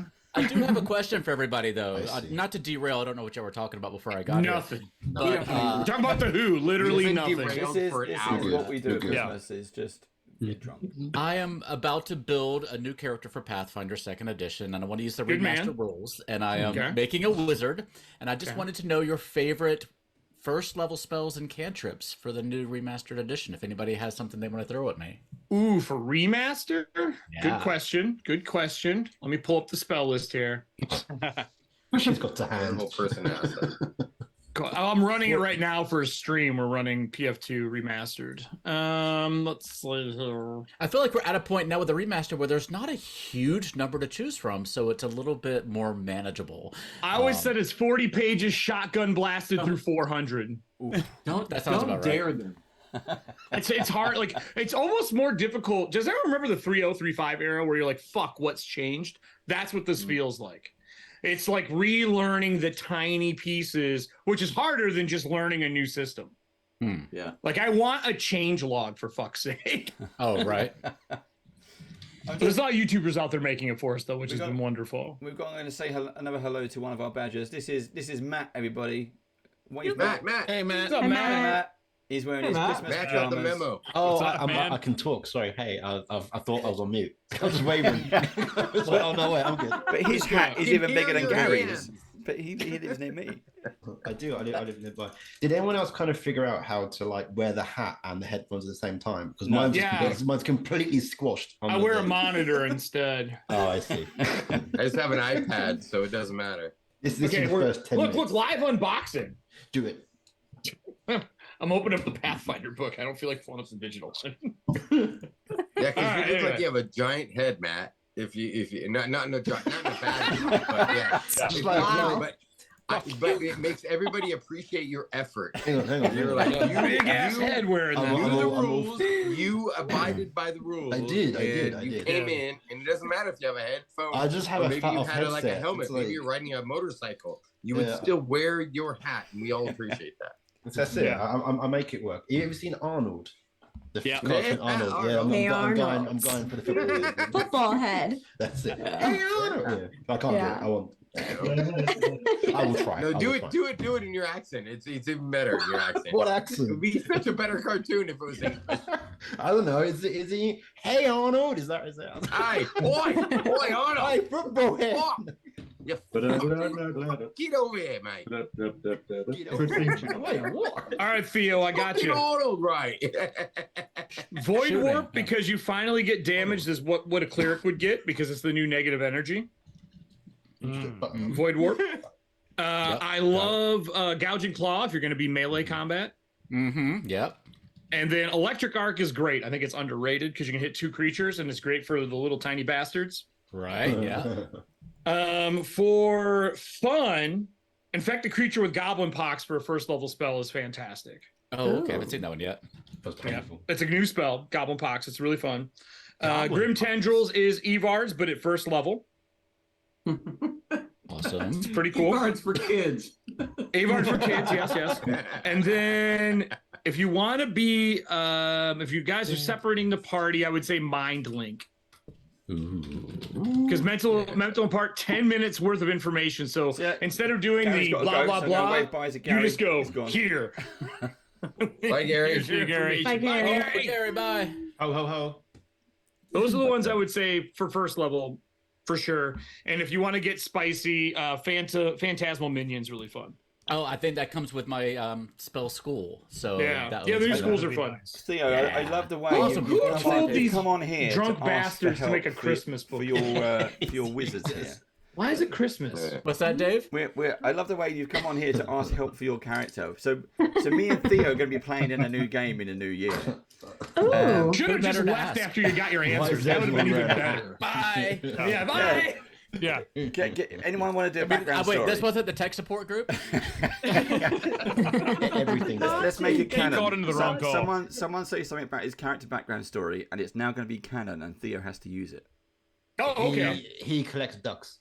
He got the first case of goblin pox. He's the patient zero. Of, the ducks got in first. I'm putting it in. I'm putting it down. Yeah. That brothel ring was filthy. Wait, who said that about the ducks? The ducks. Matt, where are you? Put your hand up. You collect ducks, and you have a weird duck obsession, mainly because of the way they smell. Oh. I'm writing it down. Yeah. It's like a cross pooping between duck. How it went from cute to creepy in the course. Yeah. No, it's smelling creepy. Not creepy. Like you know when you go into your loft or your attic, for those who aren't in the UK, and it kind of smells musky. You know, it's kind of feathery. It's not a good. Oh, like an old book. Like I think you make pillows and you just don't tell anyone you're killing the ducks. Because they smell fucking fantastic. What's this? Oh, it's a duck feather pillow. Where do you get that? Don't ask questions you don't want to answer. Yeah. But every time you camp, the most lush camping experience ever. That sounds up my alley. Duck blankets, duck pillows, exactly. Your entire house, like a crackers. Just exactly. Yeah. Cat things, it's duck things. It's a duck bonanza. You want dried duck shit seasoning. Looks like my brother. There's fucking duck smells. He just has a menagerie of ducks that follow him, but they slowly get whittled down over time. Duck odorant.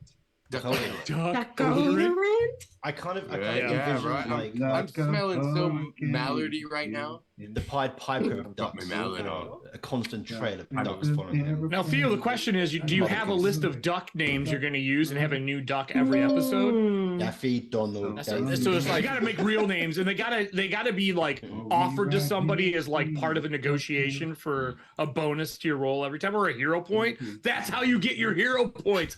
Offering ducks to people. Offering ducks. Put your ducks in a row. Ooh, nice.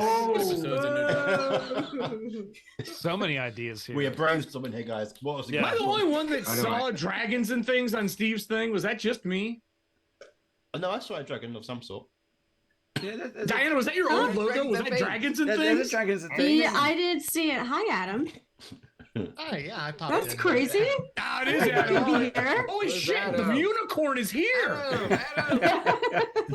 How you doing?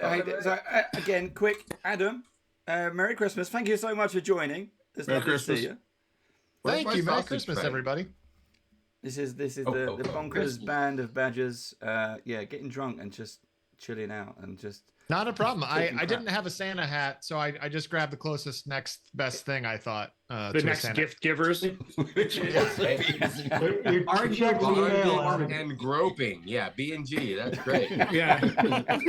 Button grab. Family channel, mate. Yeah. I know where my bread is buttered. All right. So. Oh, that bread tastes good. Nice to see you all. I like this spicy butter. So Adam, I'm gonna put you on the spot now. What's planned? So there's been so much going on with you and the team this year, all thanks to another the successful Kickstarter. But what's new? What's going on in 2024? And I'm gonna make you big. There you go. Oh my gosh! No yeah, pressure, what Matt. is going on? What is going on in 2024? Short answer, I don't know. We're going to continue with tabletop news, but more than likely not in its current form, just because its current form is unwieldy is the right word. It's a long episode structure, and while we figured out a workflow that works for us, and we're doing it every week, it's not really the thing that we are finding is the thing that most interests us. We're actually having a ton of fun going either on location or doing interviews like this. Doing more human interest stories have always been really interesting to us. So we've really enjoyed spotlighting different creators from people like Matthew Lillard, but all the way to, you know, like blacksmiths. And we're actually going to a local library this week because they are now offering board games in the local library for people to check out from the local library. We thought that was a really cool story to local game stores. Idea. Yeah, good. Yeah, so we're really enjoying doing that. So I think that tabletop news will kind of start to transition to that type of more of that coverage and less of us sitting at a desk telling you news that, let's be honest, you're getting it everywhere else anyways. There's a ton of places to be able to get what you want to get. Some people like to read it, some people like to watch it. We appreciate that we're sending it in a very short form, compact medium, but that's not for everybody. And it's also something that takes a lot to put together, and we can take our talents and create creative energy and focus it on a very high level way of showcasing small creators and large creators so that everybody sort of gets uplifted, because we've been really proud of that aspect, to be able to uplift when we showcase a Critical Role or a Candela Obscura. We're also wanting to make sure we're highlighting, you know, the small independent creators as well. And that's one of the tricks that we've kind of learned is like, hey, if we put these big things in our episodes, why don't we also put them paired with these sort of smaller creators so that everybody sort of sits on the same playing field? That's one of the things I've loved with tabletop the tabletop news, is because you did so much mixing it up.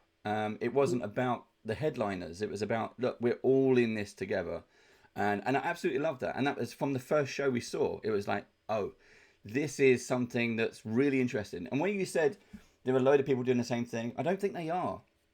I think what you found was a nice, was the bit that everyone missed. You kept it, I'm not going to say you kept it real, but you kept it normal. You kept it grounded, and I loved that. So you just watch. I bet you're gonna find some legs here soon. Yeah. Like what do all of us nerds want to hear and listen to when it comes to news? We want people to broadcast the news, and like, here's all the Kickstarters that are happening. Here's some new stuff that's coming out There's not a lot of news sources. Here's an interview really are. with Wendy Peeney. Here's an interview with these people. You can do all sorts of like news shows and interviews that actually, you know, we would all watch. You know, but yeah, we've got a but lot we love of it, you know, but also all of your stuff that you guys do is top notch.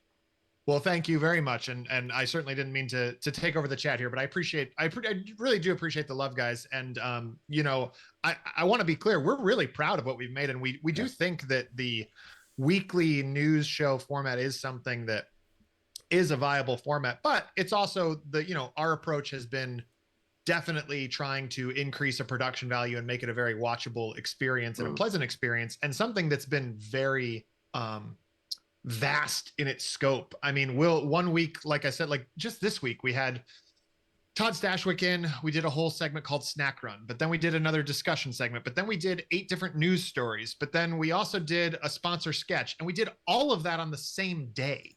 We did that yesterday. We filmed everything yesterday, and it's now released today. Yeah. 20 odd minutes of content, all highly produced in studio. And that's something that needs, it's a lot of work, and we figured out the workflow, but it needs a home, to be perfectly honest. It needs a distribution platform, or it needs support from somebody with deeper pockets, because we don't want to keep going to Kickstarter. That's not something that is also manageable, because I mean, look, we're still fulfilling a Kickstarter that we did. It was like a pilot season. Yeah, exactly. And that's what we wanted it to do. We wanted it to be this thing weather? that people could I watch. want to know about the D&D weather, man. I don't want to know anything about the weather. You got tabletop news. I want a weather person out there talking about Barovia weather. Where's the sunshine down on the Sword Coast? Where's the beaches to go to? Right, mate. What's it like in Chult? You know, where's the best where you get bit? Which is the best building? Today in Greyhawk, we have first-class skies. I want to become a vampire. Where do I do this? If you do that's easy. Yeah, if you do like come on, it is easy, bro. It's easy to be a vampire. Come on, bro. You don't have any fucking weather. Who's the best vampire master Where do I find him? What's the Tinder for vampires? Like, this guy got to get bit. Oh, Popstart Barovia today. The app's called Fangs. You can literally like it was like Barovia. 50 adventurers were killed today. Yeah. In a mass knifing. You can start out with the like Weatherman looking really, really well, really colourful. And by like 6 episodes in, they're gaunt, they've got black eyes, and they're just like they've travelled for 6 days in Barovia. Yep. I wanted to ask Adam, have you guys enjoyed making short form content? Because that's really new for your studio to be doing short form content. I love making it, but it's a very different medium. Yeah, look, I mean, I like it because to be perfectly blunt, I'm a very sort of creative fiend. I want to be creative. I want to be creating something new all the time. And so I really do like the short form, but it's a totally different beast. Like they're all different languages. You know, I'm not a marketing person, and look, so much of what we create is because we're marketing something, whether it's ourselves or it's a product that we have, or it's a product that somebody hired us to make a thing for. And you know, I'd like to think that we've got some skill at that, but there's a part of that that isn't fulfilling, right? Eric, you know, that part where you're just like, well, I don't want to market. I just want to make a fun thing. Like, I just want to be an artist and make something fun and cool, you know, that somebody could watch. 50% of my job is just pimping what I'm doing. That's 50% of my job. But I feel like I'm in car audio sales again. You have to get out there and shake it. Yeah. Everyone knows. Yeah. Art is really prostitution covered in art. Pretty much. I mean, that's how I operate, and it works for me. Have you found that you mean covered in paint?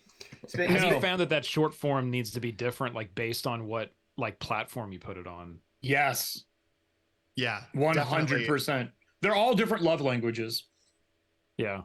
Yeah, and I would say it's also interesting because sometimes you will have a platform that is doing really well, and you don't really understand necessarily why it's doing well. You might have some theories, but you'll never necessarily know for certain. So, because for us right now, TikTok's doing really well.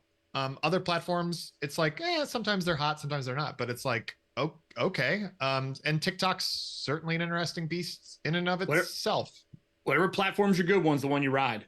And then the other ones you keep testing other shit on. Like that's, you just take what you can get and you roll with it at this point, because it's the Wild West at this point. You find gold, you keep mining that fucking gold. You're still allowed to hate all, though. You're still allowed. You can hate the gold. You can hate it. Hate every aspect of the social media and video and social media marketing. The best thing I've ever heard. You're allowed to tell yourself, I hate this, but I still have to do it.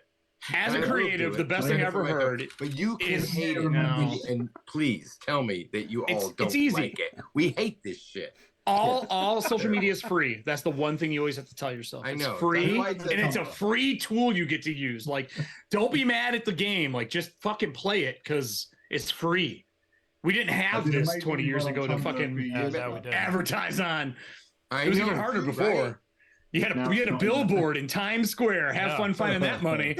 Enjoy the run. Get yourself a then newspaper. Then you have, when we were kids and we were playing D&D in our basements with no girlfriends because no girls liked us because we played D&D. But no, we didn't think there was going to be TV shows made out of D&D, and we hated those people that that made fun of us and stuff. I don't know, but now you don't have to worry about that. You don't get made fun of anymore. You get called on to tabletop news to talk about Santa hats. Right. So one of the you things get to make a business out of your your high school nerd, which is also good, but not everything is good. Did you finish your drawing? Sean, have you finished your drawing? Yeah, where's my drunk happy people in a gelatinous cube? Sean, I thought we had drunk gelatinous cube. Drunk gelatinous cube. Yeah, that works too. Even better. Even better. Here we go. It's Fort Locos. Did he eat a road cone? He thought it was a bottle. So brilliant. Yeah, I can't remember. Ate a road cone. He's not wearing the road cone as a hat. In the gutter like the rest of the drummers. True. What's the fork doing? Gelatinous dodecahedron. What else is hidden in there? I'm trying to see what else is hidden in it.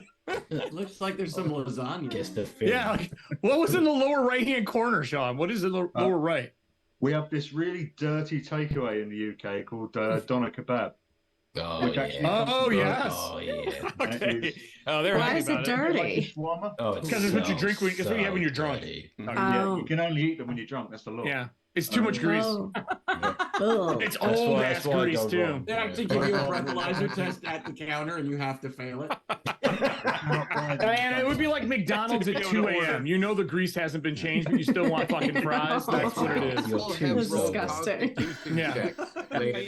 So one of the things, Sean, one of the things we'll have to get you to do is come to UK Games Expo next year. You'll come with us, and as the players are drawing, we'll get you to sketch out all those little bits, and we'll pay you for it, and then you can give them out as gifts to the players on our table. We'll do that. They do a beginner's night at the board game museum here in Hastings. So I've been nipping down there on Thursdays and drawing people's characters. Yeah, it's a lot of people's first time out. That's awesome. Yeah. You know. Oh, I know what doesn't show Sean. I have something to show Sean. Cool. So a question for Beaver and Grim, question for Bill and Charlie, and for Adam as well. Any plans to come to the UK next year? UK Games Expo? That's a resounding no, then. Really good. We'll have to come to you then, guys. We'll try. We'll try. When is it? It's the first weekend in June, so it's May the 31st to Sunday the 2nd of June. If it was up to if it was up to one of my producers and girlfriend, Katie Wilson, yeah, we'd go anytime. Any excuse to go to Europe or anywhere or just out the door is an excuse. It's really about the funding in my pocket to be able to go. I would love to. I would love to do a lot more conventions. I haven't really done the convention thing since before COVID. I got knocked off that horse, so to speak, with COVID, and then just haven't gotten back on for any number of reasons, mostly financial. Gary Con's coming in March. You should come out. Bring Diana and Adam. Yeah. Right? Come on, man. Yeah. I think Diana and Adam have to take me now. I think they're. I don't have money. No, that's not true. If you do, you're working for Norse Foundry. That's how that goes. Yeah, exactly. That's what I figured. Drew, where's Drew? I don't know. I texted him. Is he in chat? Drew, you in chat? You hear that? Look at me, Drew. Got to bring all of them. Drew. Well, Eric, I like that you just shouted to see if you could hear me. You're like, hey, Because if he's looking down, Drew doesn't look at the screen. Can you hear me? Drew looks down when he's watching stuff. He's always working. He never is looking at the screen. So Sean, I forgot to ask this. You make all the nice little art pieces for their cups. There's a gentleman who goes to all the comic conventions who does little tiny comic book art pieces. Wow. They're wonderful. Yeah, I've seen these before. Are you doing this? Like collector's cards for your shit? He is now. I really should. But I've been doing like 2024 badgery things for Dave, and I've got a day job, which is NDR at the moment for a pilot. All of that stuff should be on little cards for people to collect. I mean, I'm telling you, the Badger community is really, really supportive. But if I was to make a range of, like, I don't know, woodland fantasy characters or whatever, really, it doesn't have to be that. I don't know. I'm not sure. I use it for NPC art at the table. Oh yeah, that's very cool. Look at that. I have some of these. I know, right? Does he do those live? Like Evil R? No, he doesn't. He prints them and sells them afterwards. Evil R2D2. My favorite, good old Cobra Commander. Nice. But like I use these when we run like Marvel games and stuff. I've used these for that. But he does a whole bunch of the Godzilla ones. I'm a huge Godzilla fan. Awesome. Hey, has he the got Mothra, Gamera. But anyway, these is NPC art cards because I know a lot of companies. Yeah, he got it. Yeah, you got it. NPC art cards I use all the time for conventions and shows because I can just hold them up. But digital art packs. I swear I've got some of those as well. Yeah. Oh, I think everyone does. The man is he barks at you. He's like old school Barker style, sells you stuff at cons. He's the dude you want working your booth. So actually, we can take this up a notch further. I don't know if Bill still has it, but Sean did a cartoon of Beadle and Grimm's. I remember that. Like 90 years ago, Dave. It was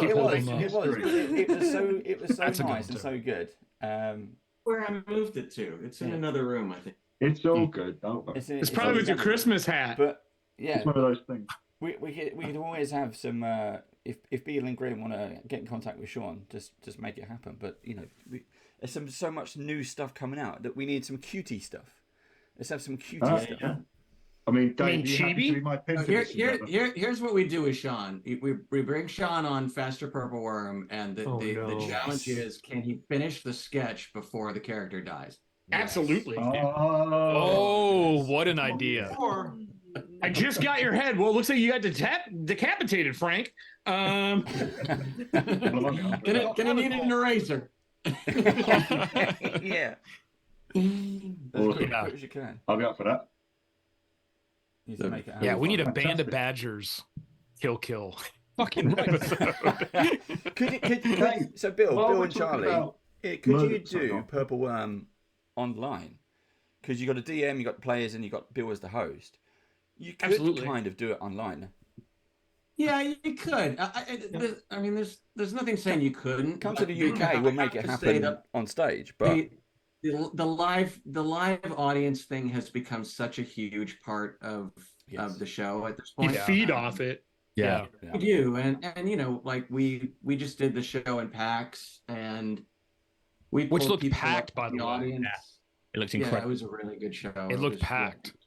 Thank you. What I'm it was. hearing It is was that really lucky. Beadle and Grims are going to fly out all of the badgers, and we're going to record an episode of Kill I All of thought You. that's what I heard, but I Yeah. couldn't. That's what I heard too. Yeah. I'm with you, Yeah. Ian. Absolutely. Yeah. It's just a Death review of line. the film we, later. we have a live audience right here. We just put them all on a plane. Yeah. And we'll fly out, and we'll have a when the weather's nice. I don't know if Not- the weather's nice where you are, because the weather's rubbish here. It's The weather's more than always raining. good where he lives. There's no bad weather. There's only earthquakes and fire. There's fire. I hope you like fire. I feel like I could put up with a bit of snow if there were less earthquakes. Yeah. I like snow. I live in Milwaukee. I can't bitch. I get snow all the time. For the Purple Worm, does it remind you of doing? I don't know if either one of you have ever done it. It reminds me of dinner theater, like doing dinner theater. Yeah. It's got a vibe of that. Is it interactive with the audience, or are they just live and laughing and having a good time? Is it more like a live studio audience for cheers, or do they interact?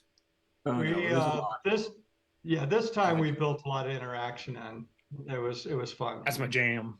Yeah, we actually killed an audience member. Good. Killed an audience member. We brought a couple of people up on stage to play NPCs. That was always sort of the plan with it. But when we shot in March, a lot of the COVID restrictions were still in place in LA, and so we had to we were allowed to have a live audience, but we were required to maintain what they referred to as a moat between us and them. Yeah. So we couldn't actually pull people out. We couldn't go out there and talk Old to them. castle So we did some things. Adam knows. Adam was in the thick of all this. Do you all know that Adam worked it was an integral part of Purple Worm? He was the Purple Worm, right? He was every week. He was there in the Purple Worm. Little known fact. What a job! No, but we had them pull things out of a cauldron and call things out and call and response kind of stuff and shout out recommendations. But I hope if we get a season 2, I hope that we'll be able to do even more sort of audience interaction stuff next time, like we had planned on, like we did at Guildhall when we were rehearsing this thing, and like we just did at PAX. It's a lot of fun. Yeah, live shows are Yeah, a riot, man. Yeah. If I could jump in really quick, just because I was fortunate to be a producer for 2 of the 3 D&D Adventures shows, Fast Purple Worm, Kill, and Encounter Party.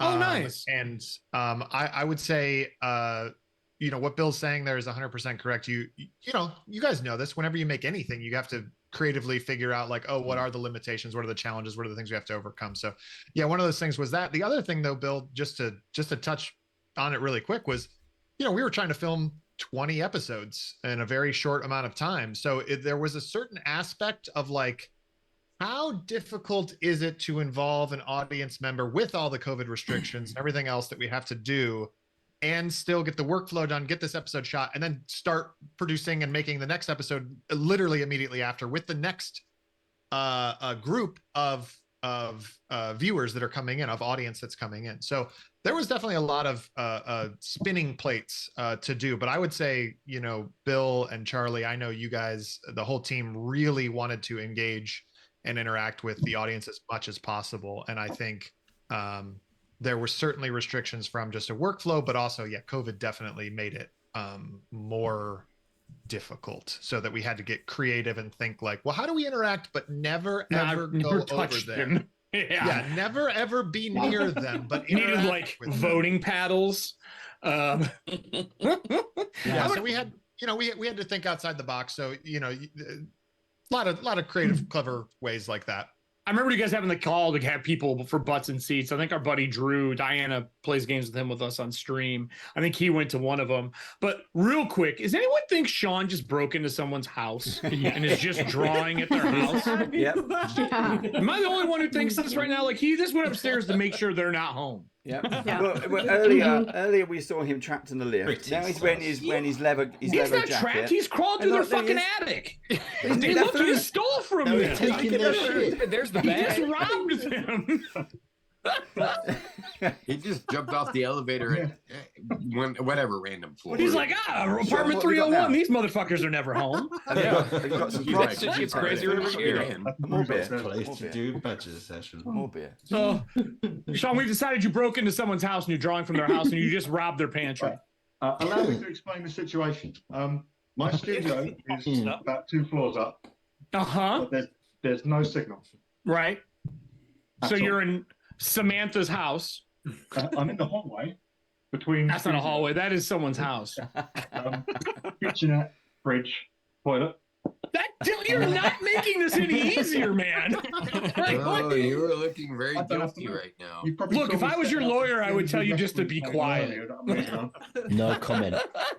No comment. No comment. No comment. We're gonna go around the table again. Let's see what else is happening in 2024.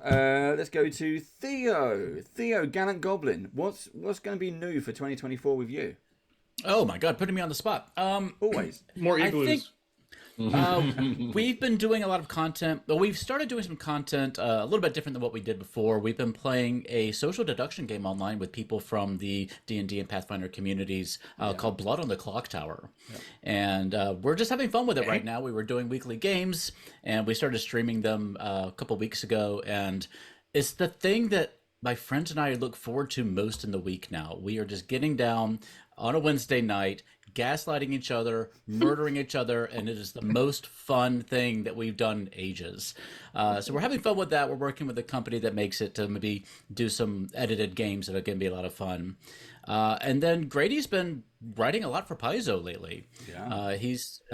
Thanks. We got the second Adventure Path, a second book in the season of Ghost Adventure Path, which has his name on the credits, and it's now on our refrigerator door, and I'm so proud. And the whole book? Yeah, I used a couple of magnets, and it's just sitting on the refrigerator door. It's just so cool to see his name in a Pathfinder book. Shining stars.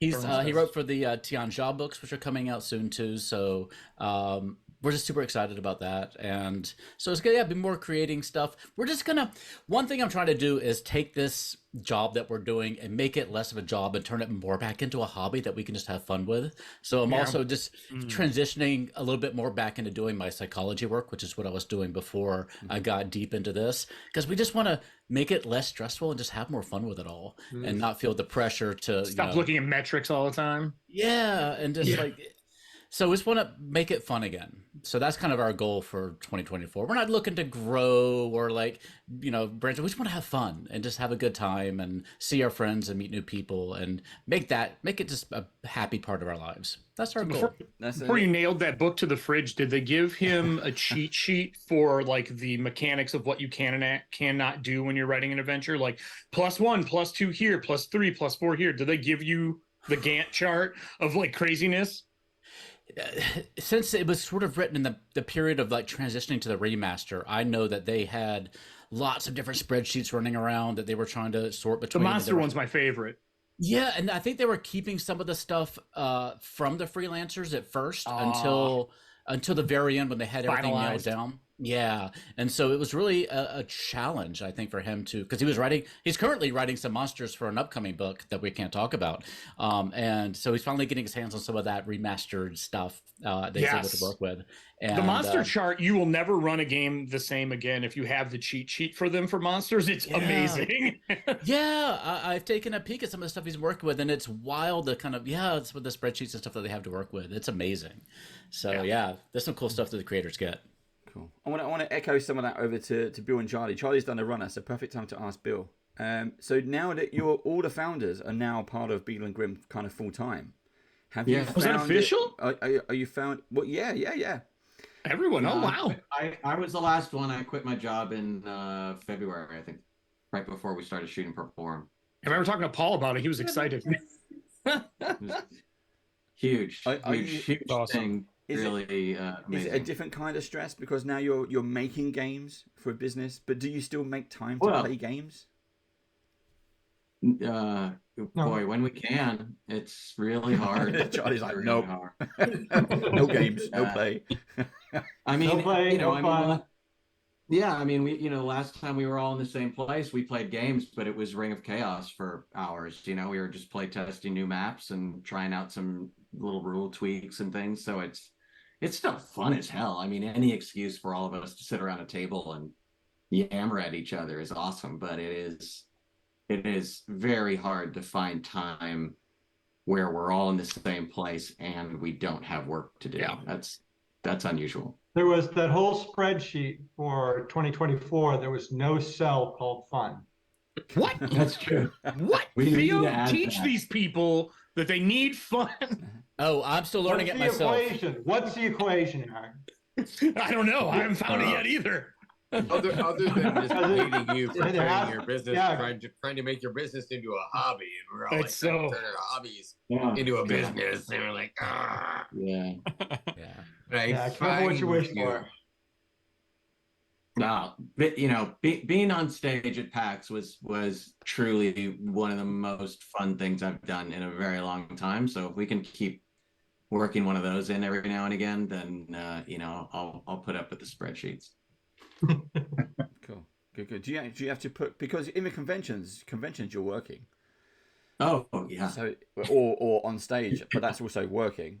So you're promoting, working, everything else. It's going to be a big year for everyone. So are we going to see more platinums? More platinums? There will definitely be 2 very big boxes coming out this year. I will say that. Nice. Boxes of Beadle and Grimms. Both of them have some relationship to the 50th anniversary, and both of them are going to be really cool. We're very excited about both of them. So fantastic. How's that? Oh, there's a question. Are you the footsteps I hear before me are lawyers? No, I hear the lawyers behind me. That's an interesting question. Is so with Purple Worm, could you put that into a book format? Do you want to?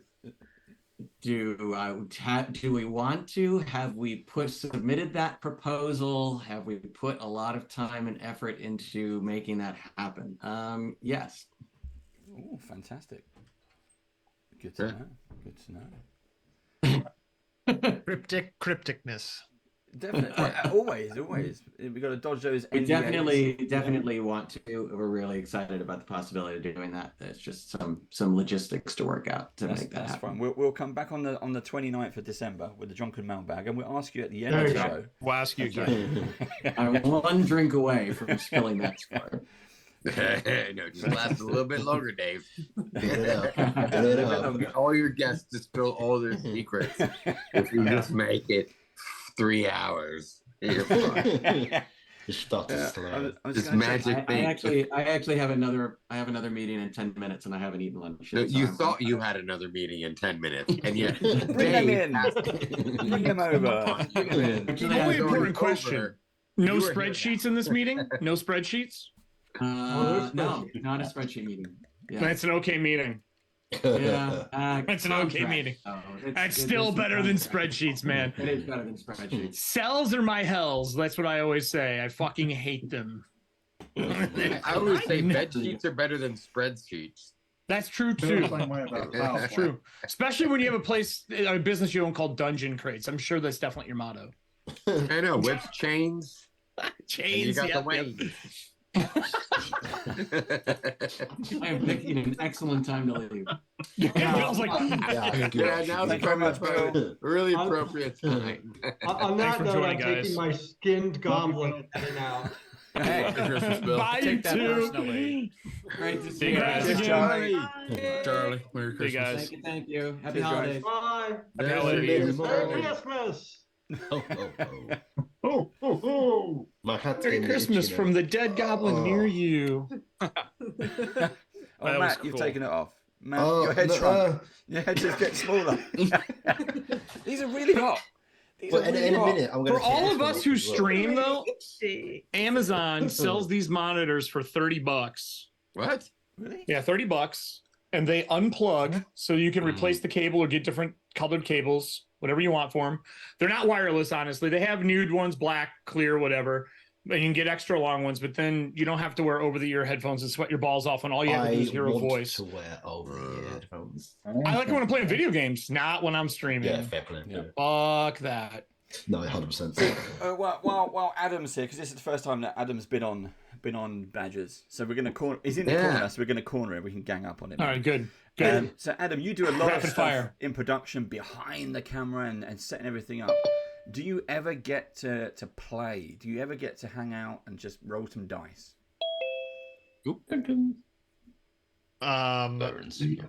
Sorry, I'm seeing Baron's connecting, so I wanted to make sure we said hi. Hi, Baron. Oh, hey, Baron. He's gonna take a few seconds to connect. There we go.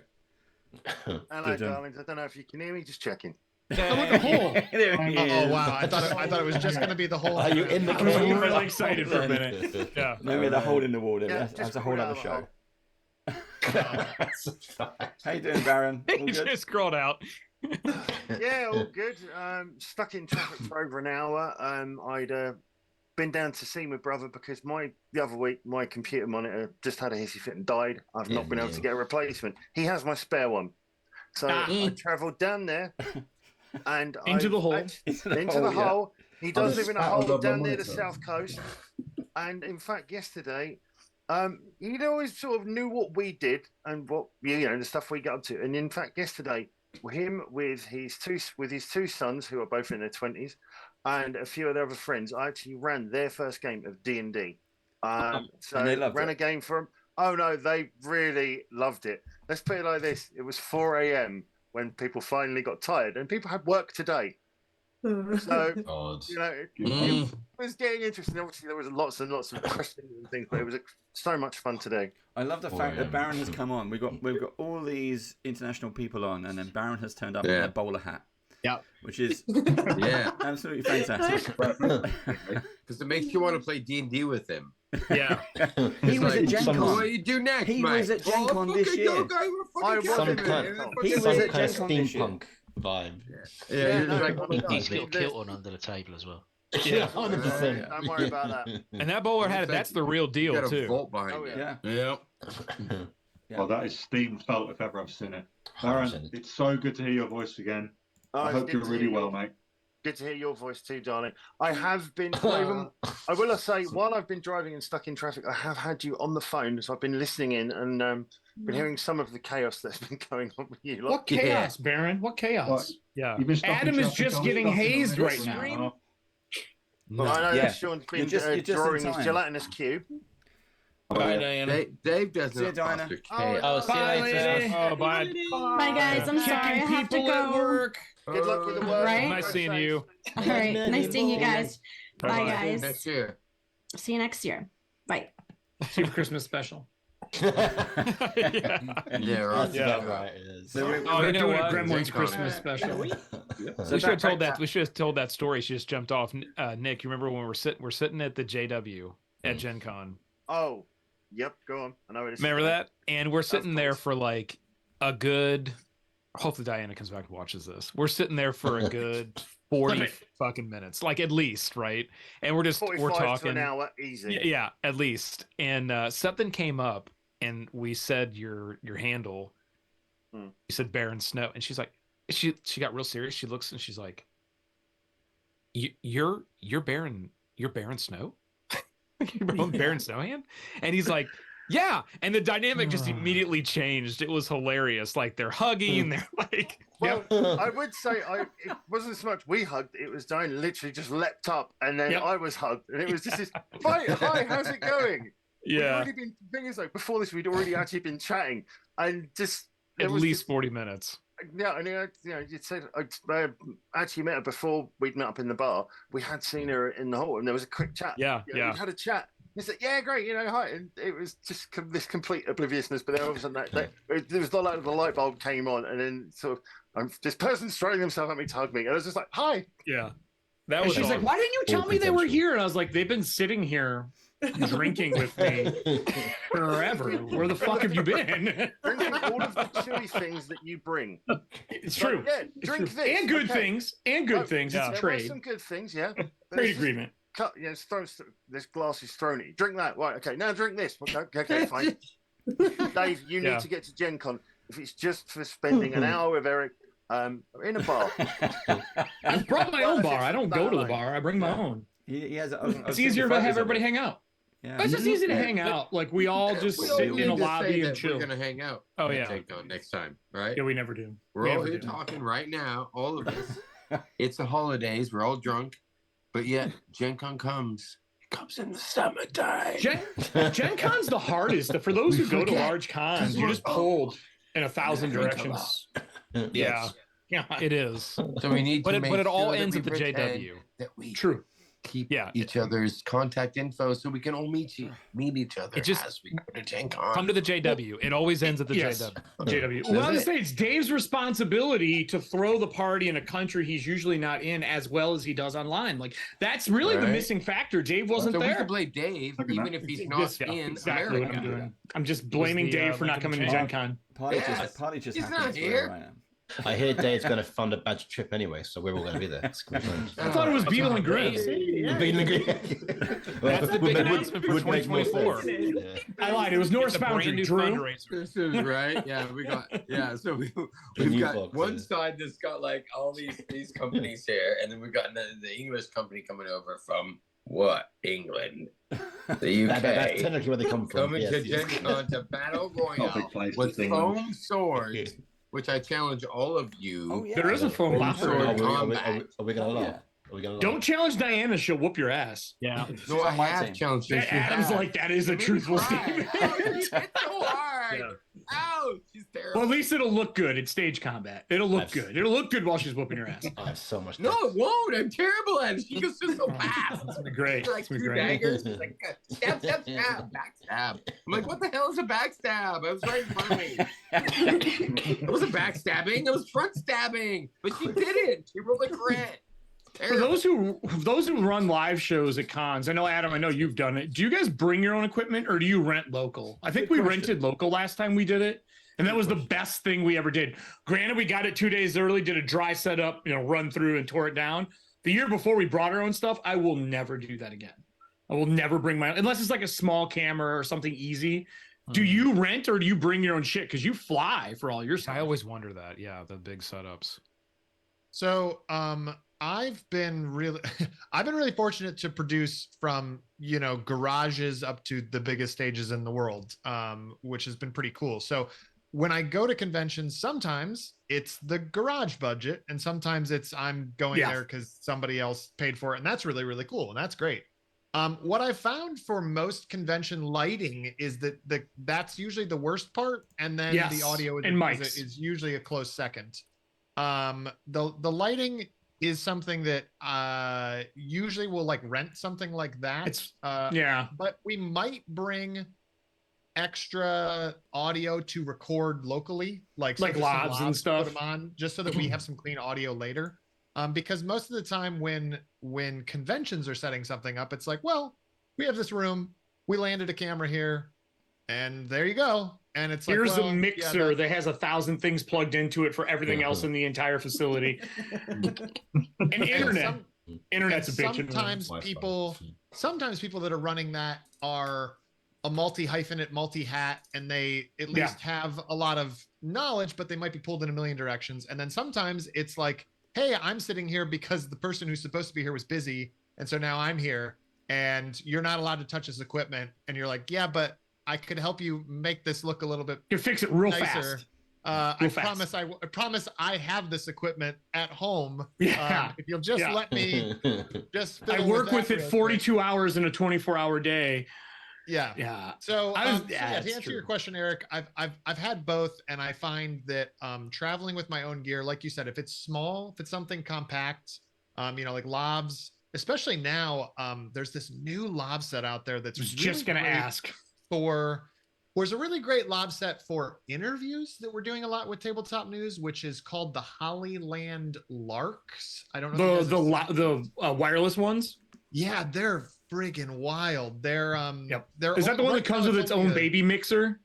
Yeah, it's only a 2-set, but it comes in a little box, like literally this big. Yep. And you've got 2 lavs and a receiver. It charges in the box. So you charge the box, and then the box charges. It's like the little portable wireless headphones, but for lavs. Yeah, it's killer. But they're like that big, and then you can clip them right to the shirt. They're magnetized, or they've got clips, or you can put a lav into it, and it'll record local to the transmitter, or it'll record to the receiver, and it's just mind-blowing. And it's like $300, and you get these 2 lavs that are, really great. So we've used those a lot, but again, that particular setup is only 2 lavs, so it's like, but that do you bring your own mixer at all? I won't usually bring a mixer. I'll bring something like a small oh shoot, what's the not a Fostex, but the thing, the Zoom, like a Zoom type, the handy ones, built-in, the little tiny guys. They sound great. They do, and for the most part, as long as you are relatively competent in attaching where you attach the lav, you can pretty much get a good signal. Now, conventions can be tough though because of wireless interference and things like that. So shotgun mics. Where you can wire stuff at a convention, it's great. Where you got to go wireless, you got to go wireless. I've been thinking about building a portable sound booth that's a teardown setup where you can just walk people into it and have like an 8x5, and it's just a teardown setup in like 15 minutes. I did that at one convention for Ford, and we got yelled at for setting it up in the hallway. They were pissed because we were getting people as they were coming in. It was great. Yeah, Eric, mate, we got one of them here at Trinity Studios. So Samantha's place that you're at right now? Yeah. In the apartment I broke into for this stream, I actually brought my portable recording. Yeah. I guess it would be like a wireframe styrofoam. Yeah, it's kind of what they're like. Yeah, this one has a drop like sound curtains over. Really, what they look like is the pop-up tents for camping. That's kind of what they remind me of. But they're standing units with drapery. Not as high tech as that, but I've got something sort of in the middle. So if you did want to see a kind of middling version of that at some point, I need it for 4 people. I need the glass cannon booth for anyone who's seen that. A small dog. Me and a small dog? Well, a small dog. That's not going to work. My dog's like 90 pounds. Yeah. Or a couple of cats, maybe. Have any of you seen the glass cannon booth, Theo? You saw it. You were Gen Con. I've seen it. That motherfucker is insane. It's just a glass booth. Yeah. It shoots the sound up and lets nothing bounce back down. It's dumb genius. Like it's it works super well. Cool. Yeah. The audio. I mean, it was quiet inside when I walked in. I was like, oh my god, this actually worked. I was surprised. Yeah, but the sound is weird in a convention floor between concrete and carpeted or not carpeted and high ceilings. It's weird, but that worked really well. Like I was surprised.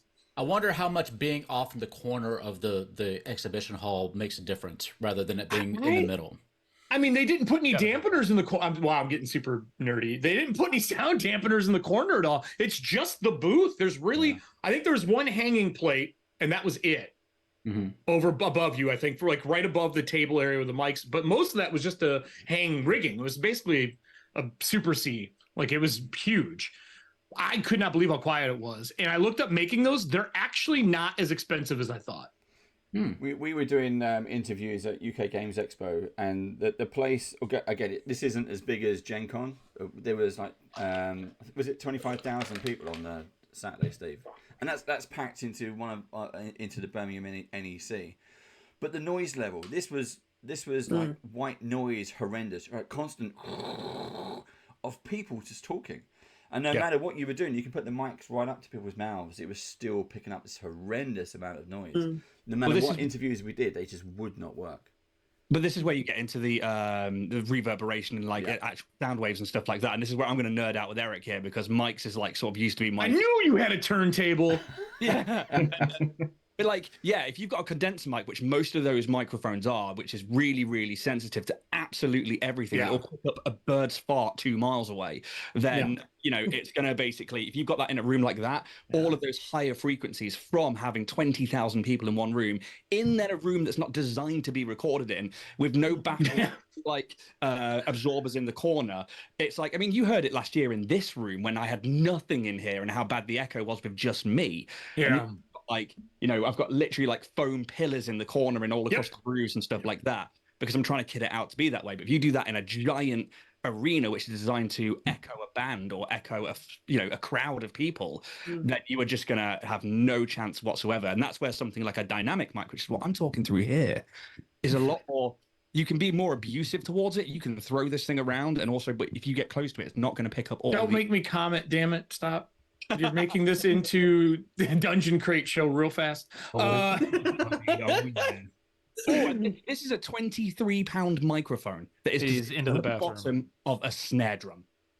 Audio Technicas have been my go-to. The best thing I ever heard is Tim Ferriss talk about how they send an Audio Technica mic to every interview. It's like a $60 microphone. And because people's audio, like as someone who does interviewing online, and Dave, you probably know this, you get someone on and they put their headset on, and it says like Xbox on it, and you're like, fuck.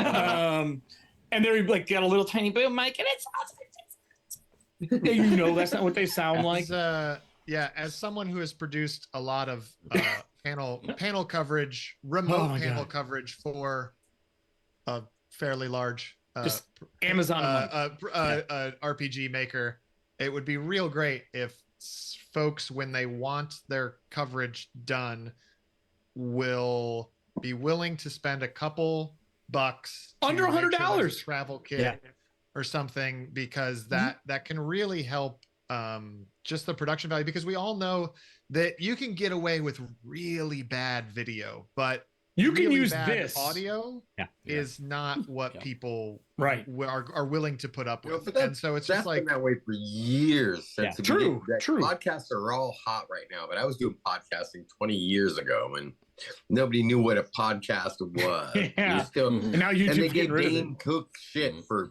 doing a podcast on his phone, and now we can do it on our phone because our iPhones sound better than some of the freaking you know, microphones also, we get out there. If it's the same mic that gets sent to every setup, you can pre-EQ a lot of that stuff and have it kind of set baseline for the person who's there, and just adjust a little bit to take the nasal sound out or boost the bass a little bit. But the Audio Technica, I always thought if I was full-time traveling for doing production, I would get like Audio Technica or Sennheiser to just sponsor what you're doing. Bye, Theo. All right, take care, everybody. See you, Theo. Soon. But I think having I would have an audio person, or sorry, an audio sponsor over any other sponsor in the world. Yeah. Audio, hands down. I don't care who the company is. Well, yeah, and if only we could just tell people to just sponsor us, and it was that easy.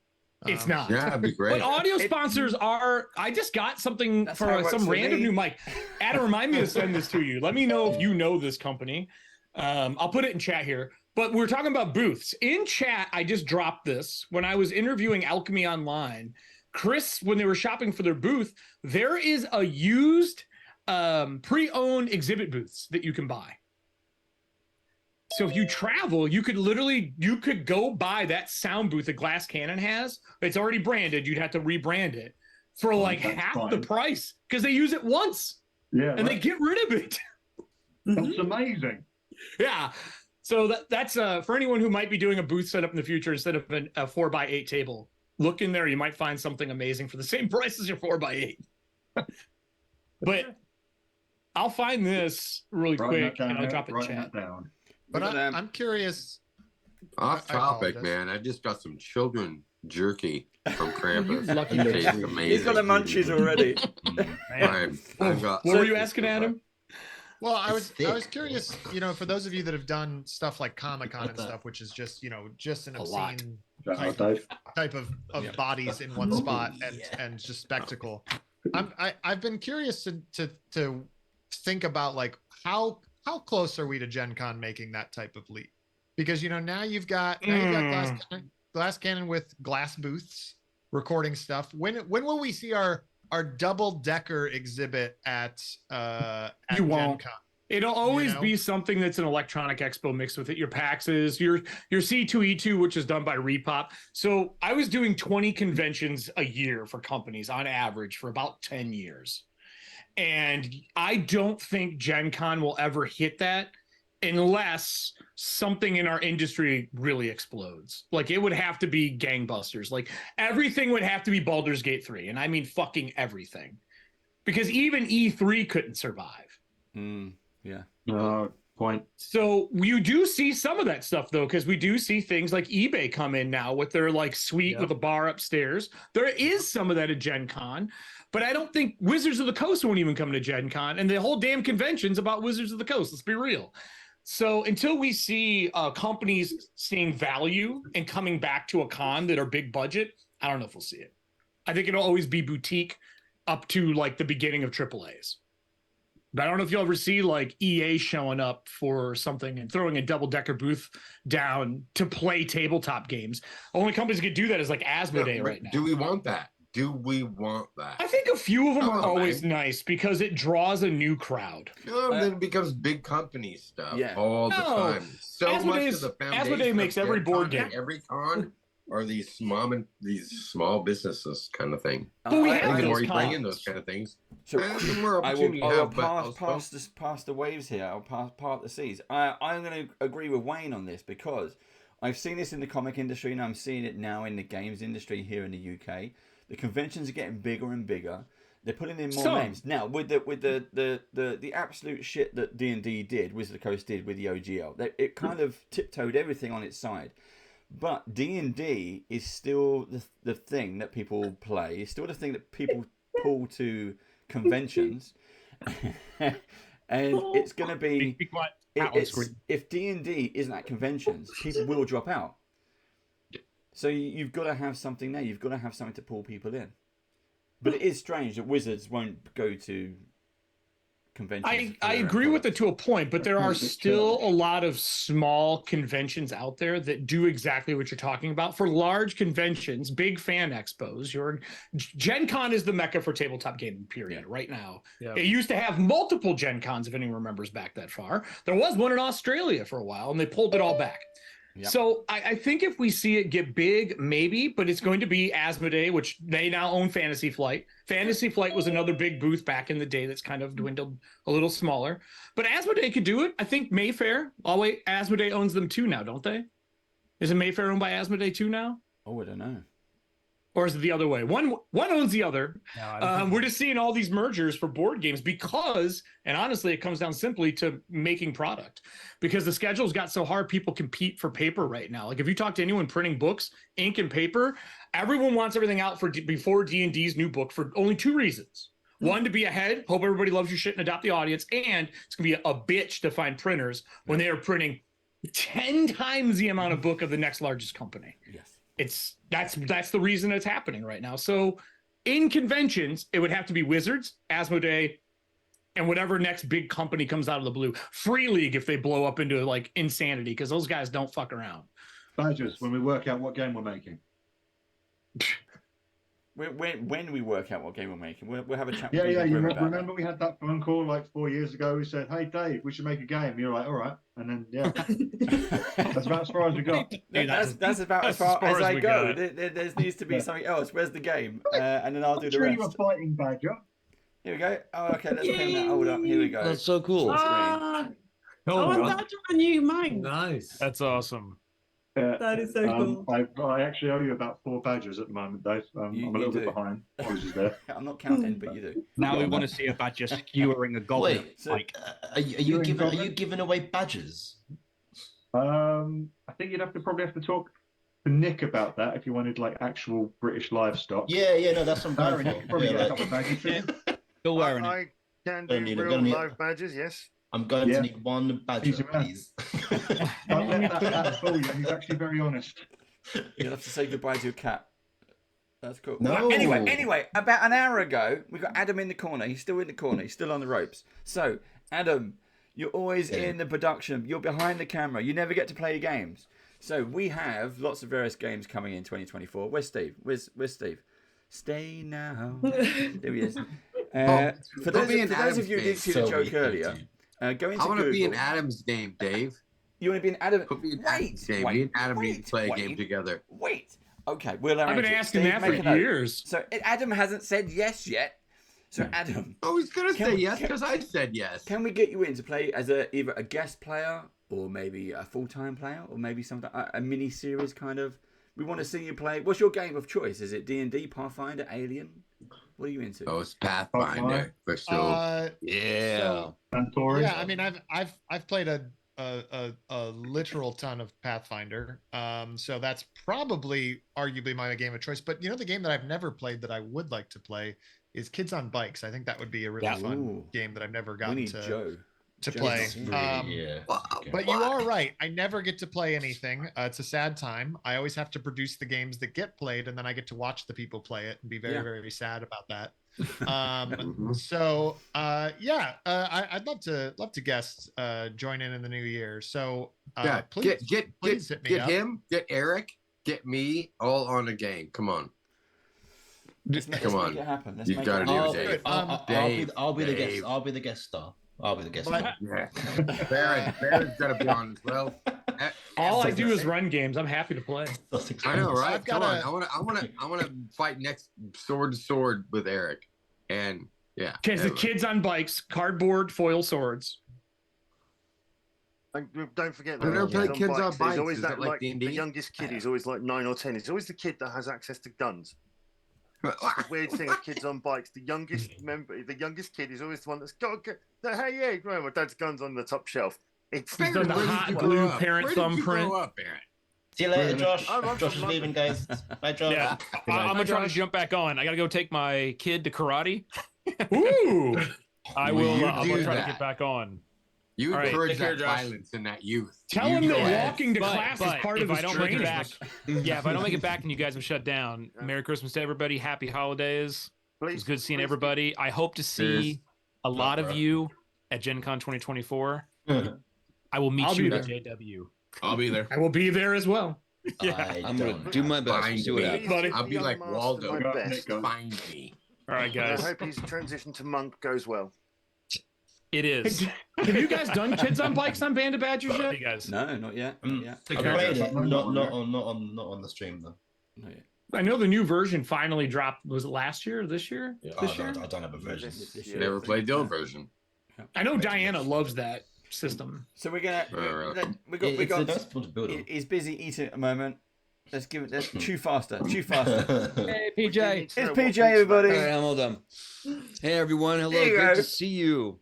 If I seem tired and gross and dirty, it's because I just got off a flight from Vegas, drove here, and jumped on immediately to say hi to everybody. You look splendid. Splendid. That is how you say hello. Merry Christmas, PJ. Merry Christmas. I hope you have a happy New Year. Merry Christmas. Happy New Year, everybody. Fantastic. Are we getting the glass? What's going to be new for you in the new year? What are you up to? Oh man, so much. Now that Nat 20 is kind of just kind of taking a nap, I've been doing a lot of work with Althaven, formerly Q Times, doing a lot of work with Queen Court Games. They've been blowing up on the circuit, getting a lot of rewards. So we have like 2 new projects in the works over there. I'm trying to transition from production and management and working more towards like actual companies. So I may be working with some of the people that we are talking about on this very Merry Christmas. Have a good stream. day. We'll see. Oh yeah, and Merry Christmas, Ian, great to see you again as always. Hello. Bye, everybody. Have a great one. See you, See you Adam. later. Take care. See you. Be good. Good to see you. Good to see you.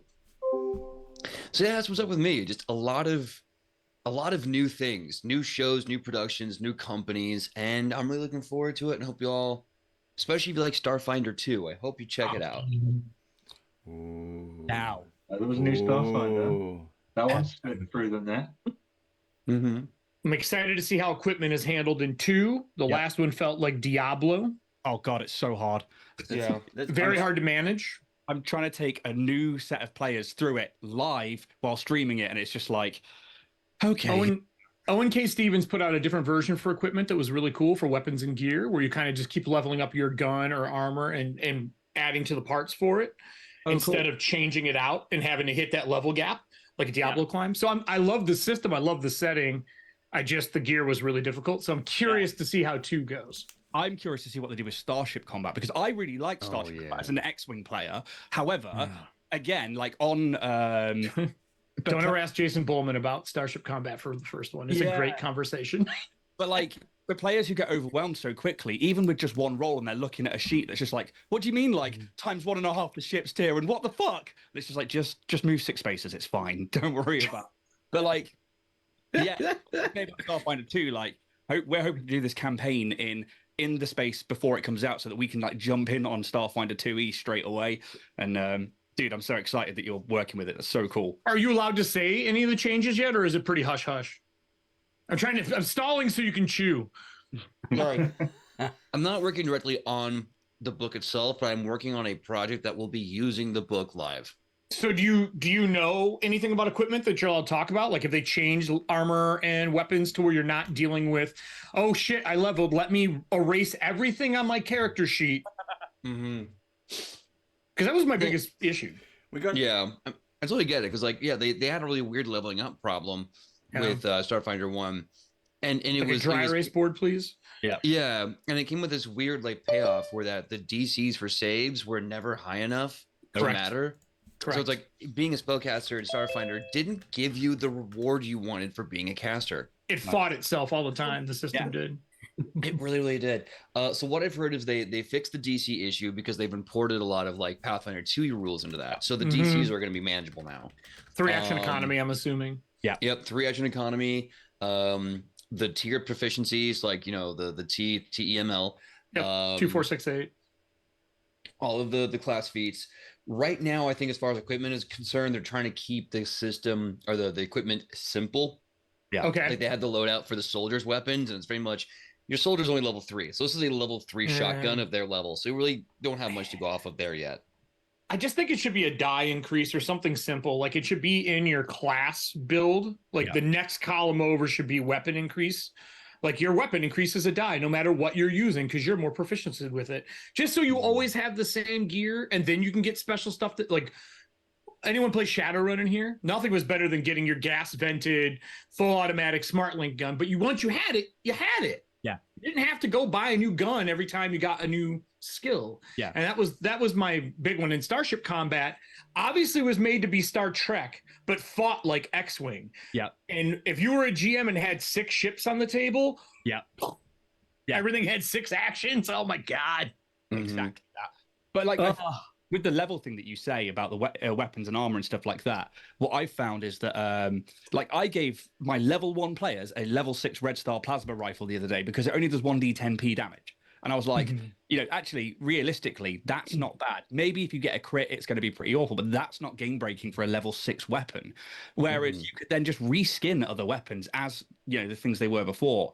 And I definitely take a more 5e approach to it with that one because it's so much more interesting to be able to give the players what they want rather than going, yeah, that's a level 3 weapon. That's just, no, you can't have that. And, it's like having to work out the DCs of everything. It's a case of like, I just went in, had a look at the stuff and went, okay, this isn't going to destroy them or me. We're going to have fun and they're not going to stress out. And hopefully that's the way to sort of do it. But I hope Battle Zoo makes like their monster part version, but for technology for the new Starfinder. That'd be killer. I will say this, around the time, I hate to cut you out there, but around the time they were doing like the whole soldier release, they did institute a variant rule in Pathfinder 2E about how your equipment can level up with you. Yeah, it's also great because it literally means every level you're getting something new. You're not having to sit there and go like, well, I'm going to hold on to this weapon for F off many levels and then finally get something good. It's like, no, it's going to level up with you. Yeah. So I would not be surprised if this variant rule from 2E goes over into Starfighter 2E and gives you the same thing. But I mean, that's the same thing as well. Like 1E didn't really cover the fact that like mechanics, technomancers and stuff like that could probably level weapons. It just literally went, nah, fuck it. And like, that was it. It's like, I'm hoping that with that variant, you can be like, actually, we've got mechanics, we've got engineers, we've got technomancers or mystics with fusions and stuff like that. Yeah, it's such a system that it's so easy to level things up. Why wasn't it there to begin with? Instead of just having like, here's a load of sums for you. We're not going to give you the table, which would just be very easy to write down over 2 pages for the CR challenge rating of everything at its levels. Go. So, all right, cool, thanks. Trying to find Owen's write up on it. I'll put it in chat for everybody. Cool. I'm just gonna interrupt because Midnight Tower are gonna have to pop off in a minute. So I've got a quick question for Midnight Tower. So with Midnight Tower, what's gonna be? So 2 questions actually. First of all, what's gonna be new for 2024? Go. What? Beyond the Kickstarter? There's a Kickstarter in January. Yeah. And Battle for the Realm, the 5th book, the final book in the Eastern Faraway saga. We are playing Hunter's Full Moon. Yeah. The first book with Band of Badges. And that's the first book. And then this is the 5th one. So it's going to tie it all together. It's high level 13, 14, and 15. So it's a trilogy. Yeah. And that's it. Save the realm. Bye. And there will be something else on the horizon later that year. What is it? Yet to be disclosed. Do I know about this? Are you? So here's a question, and this came up in conversation early. When was it? Last weekend? Weekend before? I can't remember. So you, as Midnight Tower, as a independent publisher here in the UK, would you consider taking on writers to publish a different line of stories under the Midnight Tower banner? Oh wow! No. Okay, that's right. Good word from the manager there. Head writer, that's fine. It would be lovely to do that, but the thing is, like, the world that we've created, it would just be me going like, no, that's wrong, no. So no, but in someone else's world, but you as a publisher, you create a different world with other writers, other artists under the Midnight Tower. I like collaborating with other artists. Like, they bring something to the table that I can't do. Like, I can't draw landscape or NPCs to save my life. It's brilliant that other people who actually know how to draw can do that for me. When it comes to the writing, I think it's still something like, we have so much that we want to do. We're finishing up Eastern Faraway, the first 5 books. I want to write an adventure guide. We've done several murder mysteries that I like to continue doing. Love murder mysteries. And people have sort of been screaming about a campaign guide. So that is 2024, 2040. Yeah, that's like three years of work.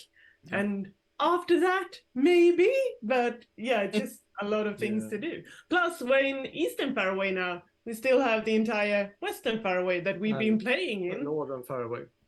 For 25 years. So there's so much else to do. I wouldn't really want to stretch myself too thin. And collaborating with other writers, I think it might be complicated because, we have the world that we've created for so long. So I would mainly turn into a kind of nasty person, just going no. So how many of us have our own worlds? That's what I would like to think. If they have their own how many of us have our own businesses, let alone have our own worlds that we've created? Yeah. You know, that's one thing. You know, you get writers and you get artists and everybody to work with us. We all collaborate, and that's awesome. But and I think also with the players as well. So it's not just like my world that I created. It's like Ian, so he has this really cool backstory for his character. I'm like, okay, I'm listening now because we're adding this into the campaign guide. Oh yes, volcano. Yes. But so how cool would it be if Band of Badges was the thing that got your world like connected with my world, my Halcyon world has its own whole stories and many stories. bridge. Your world, everybody else around, everybody else here has their own campaign worlds. Yes, and there's a certain logic to it as well. Our magic in our world is quite unusual. So if you add something with another world that has a lot of magic, then that wouldn't make sense all of a sudden. So, but I think what Dave was trying to say was about sandbox world. So in Halcyon, like you can take our adventures and take this and if you put your own tavern into our Halcyon world, I'll put it into our lore. I will put it into our next map, and I will write it on there as a thing, and you can actually sandbox world this. But you know, it is that works, and I think that's very nice. I think you can sort of slot it into your own campaign world, and I think that makes perfect sense. But writing for someone else or collaborating with other people who writes, I don't think I'm ready for that. No, but it's beautiful that you can have your own homeworld, you might say, homeworld that people can actually enjoy and play in, and then you get to lead it. And it's really weird because we've had our heads in this world for it's like 25 years or something, and then now we get emails on a weekly basis saying, "Hey, we've done all this in the world that you created." Yeah, that's what I'm saying. Sandbox world. Yeah, People that's input something stuff that we add into as your well. world. So, yeah. And that was but you have to be like, okay, oh wow, you did that. Yeah.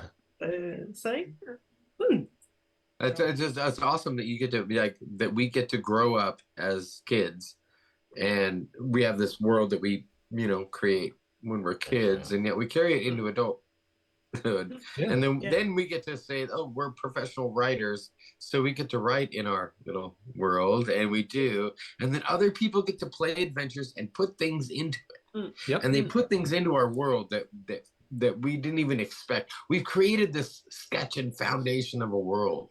And then when you get to actually have other people come in and be like, hey, I've done this and I've done this in your world. Do you mind? And you're like, oh, that's great. That's fine.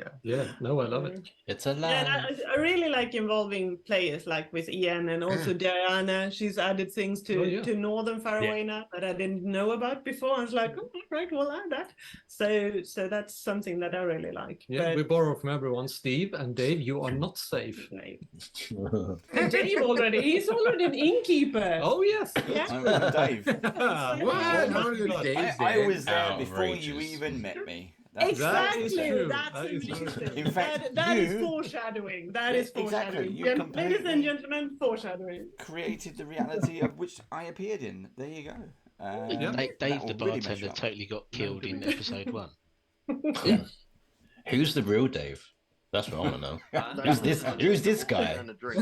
Do we want to know? Do we want to unpack that? When you roll dice, Matt, I'm the man. That's it. Other than that, it's straight. It's completely business first. Business first. Wait, I gotta go.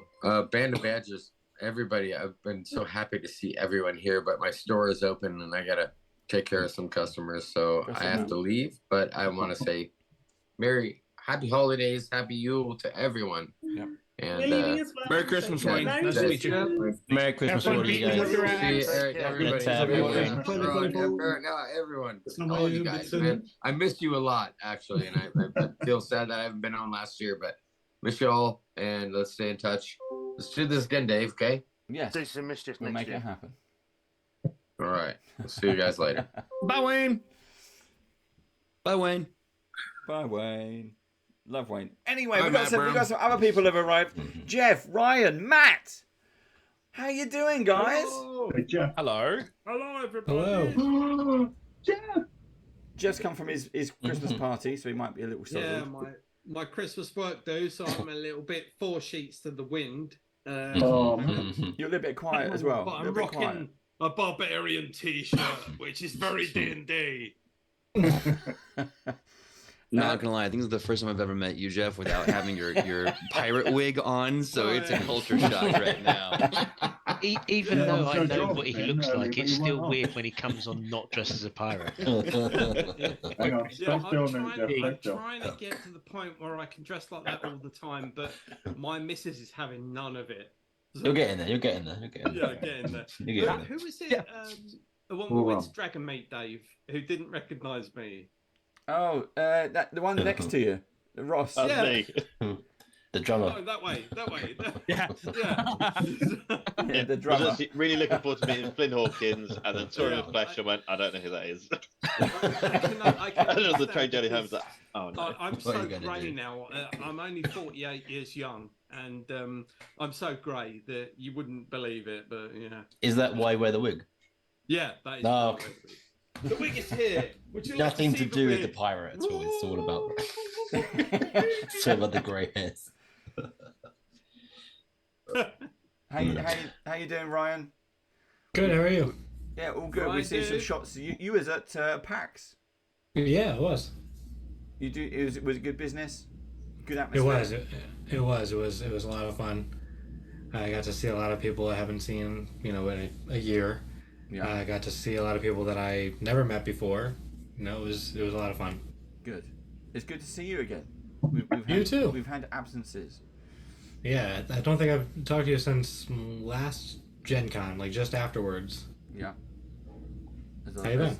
How's everyone been? How's everyone doing? Everyone's doing good. Everyone's, I think, looking for it's another Christmas, another New Year. Merry Christmas. To everybody. We made it. We made it, guys. Yeah, another year made it. Merry Christmas. But I feel like there's busy-ass something- year. God damn. Yeah. I feel like We're there's still- something almost magical about how universally shared everyone's experience with this year being absolute shit is. Holy shit. I was just talking about that the other day. I don't think I know a single person who had a good 2023. We all thought COVID was bad. Then this year came along, and there's no reason it should be worse, but it fucking was. Like, why was that? It's, Amen. I couldn't tell you why. They're always shit. Can you? 2024 is going to be awesome. I'm going to be the odd one out. Say I had a 50-50 year. The first half really? was shit. The second half was fucking incredible. So I'm going to take the silver lining. Mine was the other way, but yeah, I guess. My first half was good. Mine was the other way as well. The first half of the year was really good. And the culmination of that was getting out to Gen Con, and I literally got back from Gen Con, and less than a week later, busted up my leg, ended up on crutches, and everything went south real quick. Like the last several months have sucked. Hey, welcome back, Josh. What's with all you and your half good years? What the fuck's that? What's that about? Shit about. Did you kick your kid out of the car while you were still moving? That was a quick. Yeah, that was fast as hell, man. Yeah. Get out. We gotta go. Remember to roll. Okay, Yeah. he's learned to fall. Yeah, Karate tuck Kid. and roll. He's got the tuck and roll down. And I say, for those who don't know, he took his kid to karate class, so that was a karate joke. Wax on, wax Not off. the Now other get the kind fuck of- out. Let's go. Right. All you do is I'm going to keep the car moving. You're going to go. Yeah. Let's and roll, action baby. movie Tuck this and shit roll. up. Yeah, there we go. One at a time. Tuck and roll. You are now a stunt man. New career Life choice. goal, I'm Go. not, yeah, trophy Only and all. living at least. And always, I love always introducing our players, our partners, our friends from Australia. Matt, it is tomorrow morning for you. Yes, it is. How- 10:30 in the morning for me. How is it? Is it a nice day so It's far? supposed to. It's supposed to be very hot today, so I'm not looking. It's 25 right now. Oh, I'm so And jealous. looking at. No, you don't want to be jealous for this one. This one's going to be like 30 something in about a few hours. Still jealous. About a few hours. And it's Well, take the 25. You can keep the rest. yeah, We'll give it yeah. up. I adore 35 degrees to 40 degrees is like prime temperature. I fucking adore it. Yeah, we're 47 Fahrenheit today. Yesterday we were -5. Sean's having a great time. I would rather think that. You Sean can is always doing put more good. He's clothes now on in than you can Australia as take well. off before it's creepy or illegal. So I Agreed, would Matt, rather agreed. just put more clothes on. You can only in take that your skin instance. off once to cool down. Yeah, exactly. Yeah. If you spend so long in a hot country that's at like 50 to 60 degrees, when you get back to England and it's like winter time, it just changes your perspective. And like, so now, like, as soon as it hits like 30, 40 degrees, I'm like, this is heaven, but I can't stop anymore. Heaven. I don't know. It hits so different. I don't know. It's is it the stereotype of like it's a different kind of heat in Australia? It's a different kind of It's different, I sun. swear. No, that's the same sun. No. Is it dry or is it humid heat? Today is also humid because it's set to rain on top of it being hot and then not stop. That's Yeah. all right. Not We're that. from So England. it's We're going used to to be rain. in like the mid-30s, Yeah. and it's going to be pissing down. Yeah. That sounds so uncomfortable. That doesn't sound So- bad. No, that doesn't work. So my partner's That's like, a "Don't hot- turn the that's hot aircon shower up." temperatures for me. No. Ugh. Yeah.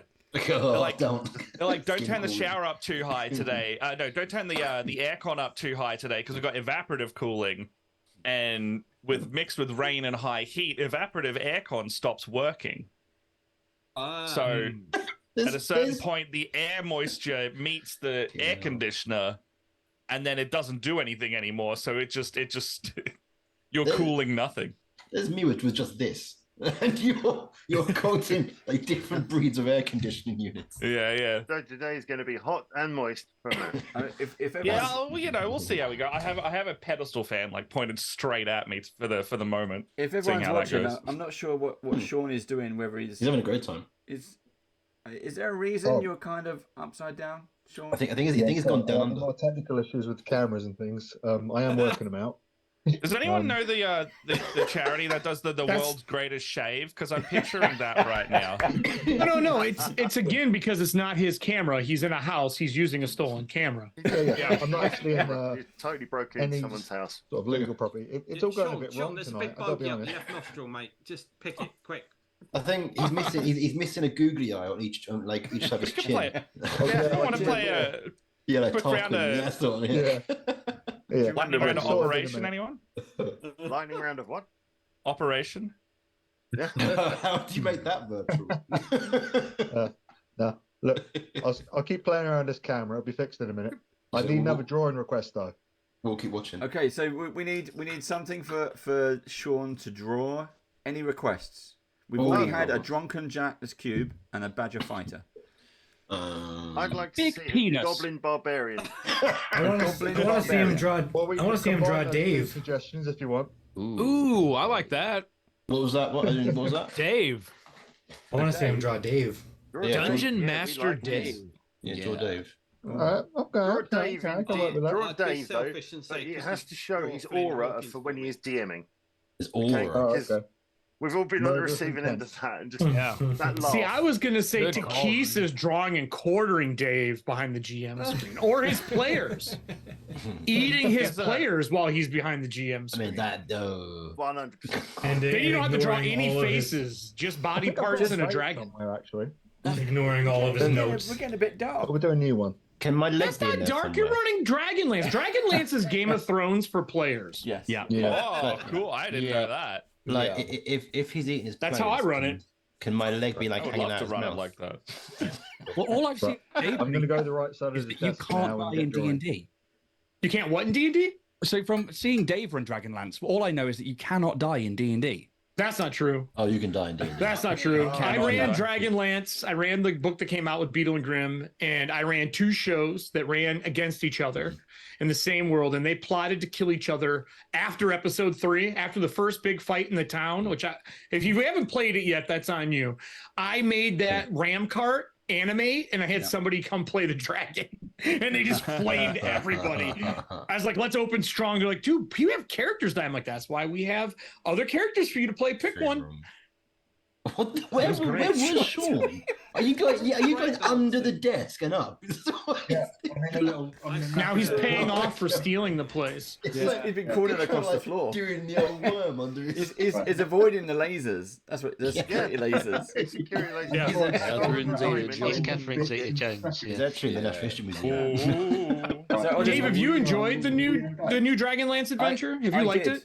I when I got the book, I was hopeful. I read it and I really enjoyed it. The different segments, the different small stories for stream. Do you have a favorite piece?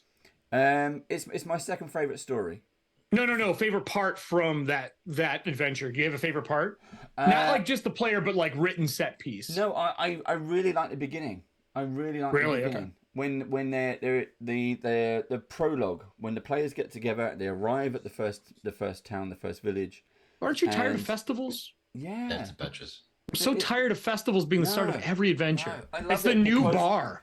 Because it was so like they don't know what's going to happen, and then it happens, and then it was so much above them because they're not at that level yet. If you ignore the level, I find that anytime it's like, hey, there's a fishing competition, hey, I skip all that crap because my players never give a shit. Yeah, didn't do that. It was so flavor, you but didn't they went to enjoy pub. the first adventure because the they go first to the adventure is all carny games. Yeah, ignore that. But the big opening is solid. Did you get the chapter 8 yet? Did you do the final chapter? We're not there yet. They're still in the northern wastes at the moment. It'll be your favorite adventure part, I promise you. Yes. It looks like a heavy metal album. Yes. Oh, I love that already. No spoilers. No spoilers. That's all I'm saying. Looks like a heavy metal album. So, Steve, I'm gonna pick up on this. So something we did right at the start, and something before we even went on air was so what you need to do for those of you who are not in the UK or not familiar, go to Google and go to YouTube. And type in East 17. We're still doing this. Yeah, go to East 17. It's worth it. Stay another day. Oh, because God's sake. that is what Steve is looking like right now. So go to Google. Yeah. For those of you not living in the UK, he's got you there, Steve. Go to YouTube. East 17, Stay Another Day, and you'll see what Steve looks like. He was in the band many years. This is back in the 90s when Steve was young. So please turn your E17. Your safe search has to be on. You know, Dave, in the United States, if I search for a letter followed by 17, I get a lot of bad results. Oh no, you got to spell it out. E-17. All right, so it's not like NC-17. I'm not gonna get. No. All right, cool. I really hope not. E17, Stay Another Day music video. I want to see what you see. And you'll see. Okay. So I'm looking at it right now. I hate not knowing. And this is a boy band. This is a boy band doing a Christmas song. Very much so. And you'll see Steve was Steve younger, standing, giving lots of this. Boy band. Lots of this. Boyzone, E17. He's the one with the They're all weird. the same kind of cloth. Yeah, Steve's the one with the weird. Yeah. with the gold teeth. Stay now. So festive. And this of course is a UK #1 Christmas hit. It brings back so many bad memories. Yeah. Yeah, There you you go. remember when Brian Harvey fell out of a taxi chasing a jacket potato and it was headline news? Is that But he ran himself over, didn't he? that's Backstreet Boys. The Backstreet taxi Boys, then right? ran his leg over. Yeah, so good. I can see it now. No, it's not and good. because it's all white. I'm sure he's in the Guinness World ran Records for himself being the over only with his person who's own ever car. run himself over with the I car. was really sad. Yeah, but I it was like with his Brian. own car. He got outside for a baked. He had something to do with he had a baked potato. Yeah, He had the he car chased running, the and he got out of the potato car, out of and the then the car car, ran he over his shot head. Yeah, so ran out and said, "You've been pumped." Unbelievable. Imagine being that rich where your biggest problem is life is you run yourself over because you were hungry. Get your gold-plated jacket potato. I'm gonna say this as an ignorant American who doesn't know anything about UK pop. I did not expect that voice come out of that guy's face. They all are so not what I would think of a boy band at all. Steve was just another fan. There's this month's royalties done. So Christmas is paid I for. only get paid once a year. And what a wonderful song. Pay us, to say. London Records. Pay us. It's the Stay most now. wonderful time. It's like Slade. Anyway. You know, wish it could be Christmas every day. They get paid once a year, and it's enough to keep them going. Oh God. Anyway. So Matt in Australia, he's one day closer to Christmas than we are. What are your plans? What split the party gonna? What are you gonna be doing in 2024? Oh, I haven't really got that far yet. I'll put it back. No, it's all right. I just okay. wrapped up a huge charity stream run, and so I'm having a bit of a rest from that. And then next year, I think Leia and I want to run maybe a game in the American evening time slot for a while, and Leia wants to DM it. You're going to switch it on so you can, because Leia, who's in the States, joins you for breakfast. Yes, but yeah. So Leia paints with me in our cast on our painting show every Thursday, Australian morning, American evening. Yeah. So we're gonna flip Switch it, it and up, then they can DM some games, so they can DM and play in a game, and I can actually not DM for once, because I'm usually always the DM on our channel. So rare, right? Yes. And I'm like, if I just need to press OBS go and I get to play a game, I'm fine with that. I get to actually explore a character. Yeah. Other than that, we still editing the stuff we filmed in June and July for our 5th season of our YouTube actual play, which I'm very excited for, but it's just a monumental task to get through all of it. Yeah. Big year, lots of stuff going on. Yeah. So it's all like back burner post-production at the moment, and this year was like filming a bunch of it. But it's looking good. And we've got like B-roll for all our minis. We got a fog machine out. We've got like a little tracking camera going on some of the stuff. So I can't wait to put that out. Is December kind of like your behind the scenes rebuild, get ready for the new year? Pretty much. It's just like the take a breather moment. Like I Same. would love to do. Normally we usually would do like a little Christmas video, but it didn't happen this year. Like not even a Christmas stream. I was just like, I'm just tired. I just want to have a rest. We usually take January off. We did December this year, and I think it was the smartest thing we've done. We're doing one show as a cast, and then I'm just doing solo stuff. Yeah. I'm just doing like, I'm doing a Teens in Space run at the moment. That's got 2 episodes left, and that's going to take me through to the holidays. And that's been really fun. But yeah, other than that, it's just like finish off the current stuff that we've got in, and then don't plan anything properly because you've already got stuff you should be doing next year. Yeah. Are you doing anything new for the new year that you're excited about with the tracking cam and everything else that you want to talk about? Oh yeah, I've got some like photos if you want to see any of that. Yeah. It's rock and roll. Like it's a bunch of it's already filmed and it's already done. It's just it needs to just be like assembled. And as someone who loves procrastinating editing, Same. Editing's my least favorite. Mix that with a love of starting new projects and not finishing old ones. I've got a perfect storm of not getting it done. I've been using an AI editing tool and sending it to an editor, so I don't even have to trim. I'm seriously considering like paying an editor for That's like the best thing I did. stuff. Yeah, it's the best thing I did starting for the New Year's. Get an editor for some of the bigger projects, just because it's just I can do it, but I have too much other stuff that I'm better at than editing. That's kind of where I'm at. So I'm really good at the producing side, and I can get like a banger overlay and all the production stuff done. And I know I'm really good at editing, but editing takes so much time by comparison. Yeah. It is a different so serial killers and editors are on the same wavelength. There's just this meticulousness for them. Like it's just I can't do it for long periods. I get frustrated with it.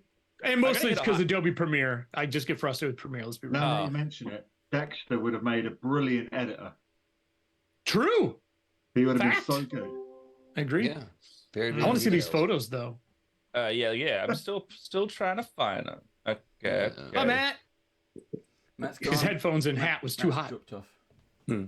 Me? I may bug out soon too. I'm exhausted from traveling, but I wanted to stop in and say hi, and I love y'all. It's been great seeing your faces, and hope that we can do some cool shit in 2024. Get some cool stuff. Sorry, I curse way too much. We should do cool things in 2024. No. Cursing's good. We will 2024. We will fuck shit right up. We will do it. Yeah. They let me on the show. There's definitely swearing. I didn't even hear the swearing. I think it's cursing and what Brits think it's cursing.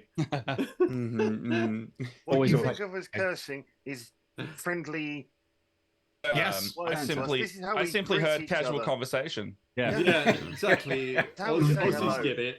I don't know about you guys, but cunt is a term of endearment for me. Yeah. Your best mate. It sure fucking should be. You know.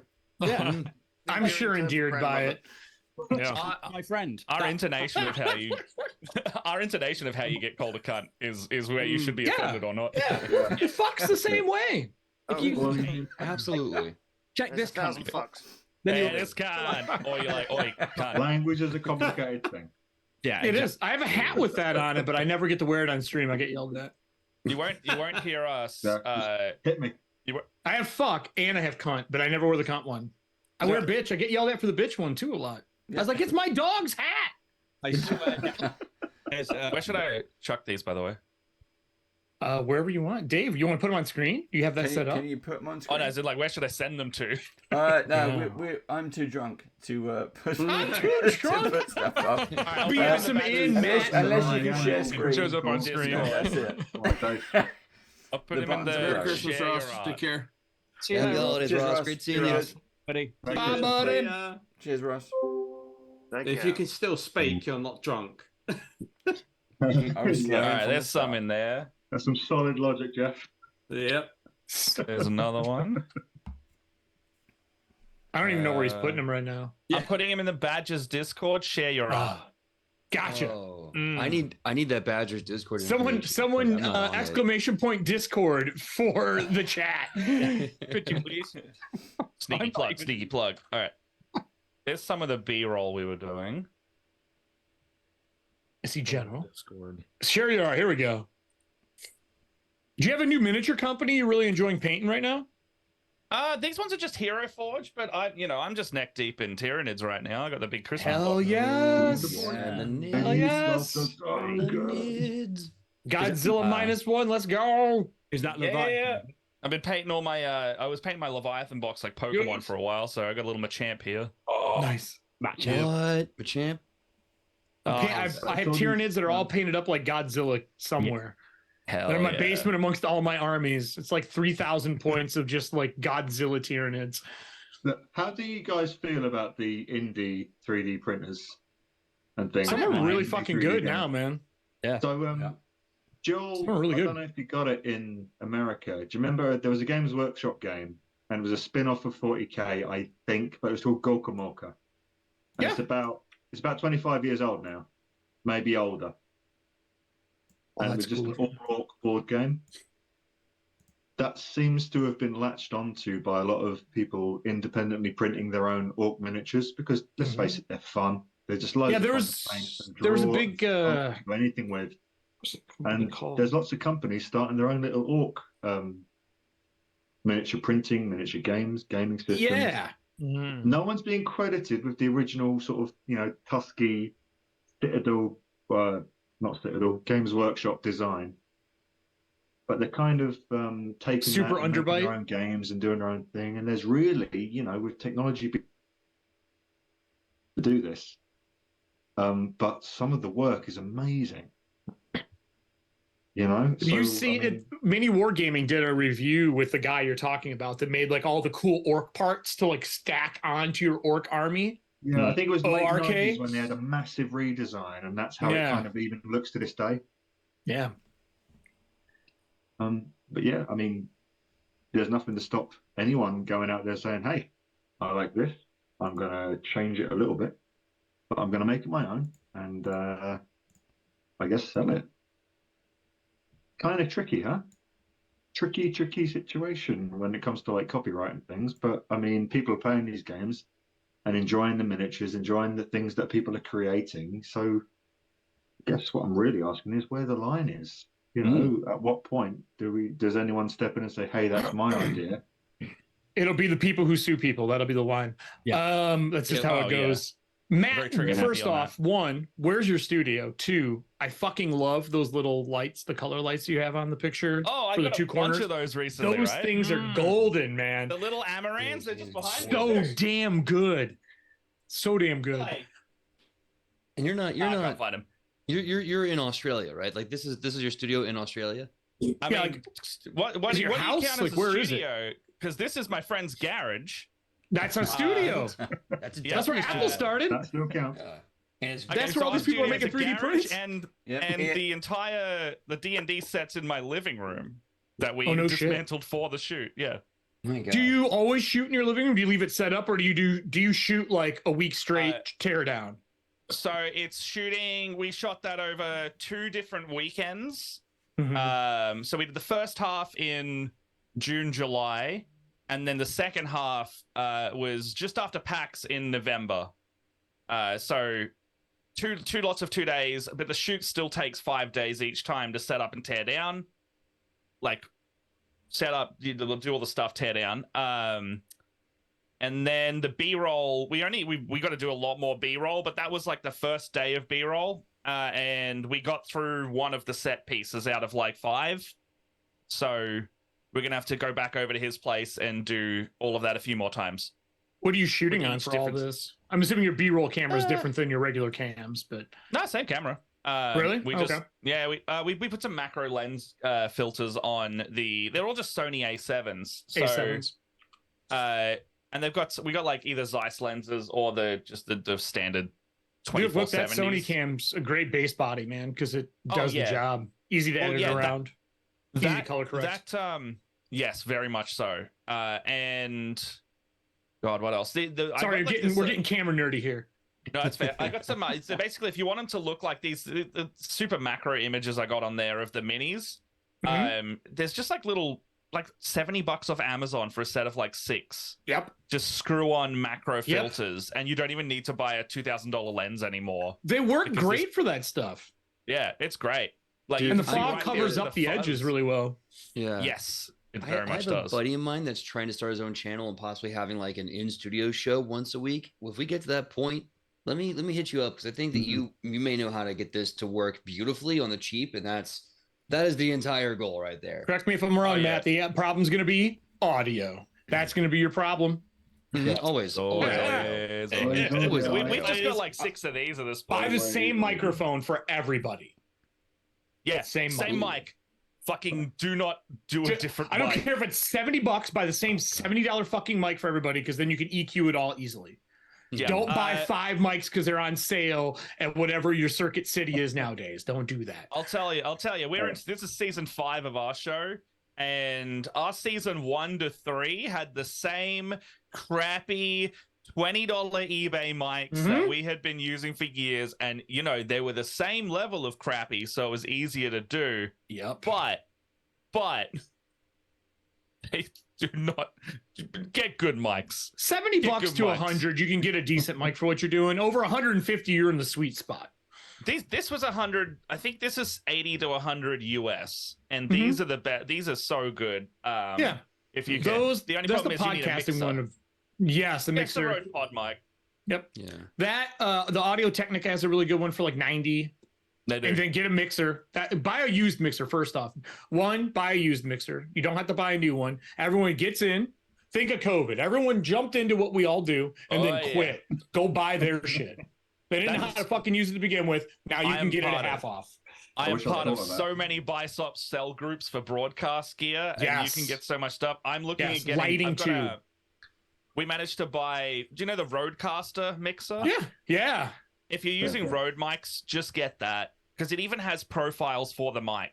Like, I don't have to do EQing or anything on it. You just go, what mic are you using? Okay, Rode Pod mic. How many of those? 4. Okay, done. And a Rode, like the Rode mix. I think there's a 2.0 version now that's even better, and it also acts as kind of like a Go XLR interface if you were doing streams with it. So you could not only do a 4-channel multi-track mixer, but you could also put it straight through to OBS on different audio sources. Yep. Which is And just... then Falcon Eyes are my favorite lights right now. They have been for a while. They use the Sony batteries, so you can use them unplugged in if you have to move it to a spot. And they use Sony batteries in them, the same battery you use for your camera. Those are amazing. Buy brown parchment paper and white parchment paper with clips. It's an easy fix if you don't want to buy soft boxes. They work great for LED lights. And then get a really big, nice softbox LED light. Like, it'll save your ass for sitting at a table and filming, because it diffuses so well. If you're already streaming, and if you've got, like, I've got 2 of the Elgato key lights, and my mate, one of the other cast members has one as well. If you're already using lighting for stream gear, use the same lights. It depends how many people you have, though, because those are made for like one spot. For like a table, if you can get one big softbox, you can cover a lot of real estate. That's and then true, key light but people. Consider this: the 3 shots that you've got there, that's 3 key lights. Yeah, if everybody already has one. No, as in like 3 total. So like between lighting 6 people, we use 3. And then what are your backlights? Your hair light, as people love to call them. Okay, so that was like some real cheap LED panel, like from anything on the ground. Like literally just like what can go bright from 2 meters away. That's it. Yeah, and learn 3-point lighting. That's another one. Like, I'm only using 2-point for this, but 3-point lighting. Learn that shit. And if you want to do any lighting for the stuff, that's all you need. Yeah. Get rid of hot spots and don't be afraid of makeup. Yep. Makeup's good. Makeup's good because anything to knock down shine, man. That's your best fucking friend. Our skins are so greasy. Oh yeah, I'm so greasy. Well, you live in a hot area too. That's even worse. Yeah, especially in California where it's hot and dry and there's no good air conditioning. No, you guys live in fragile houses with poor air conditioning, even though you should live with the best air conditioning in the world. Yep. Yeah, but there's not as much money in that as there is in other. No. Anyway, and you're buying new clothes every time because you sweat through them. Yeah. Pretty much. Yeah, they all turn to paper because they're not. Yep. They're all fast fashion. The throwaway. Yeah.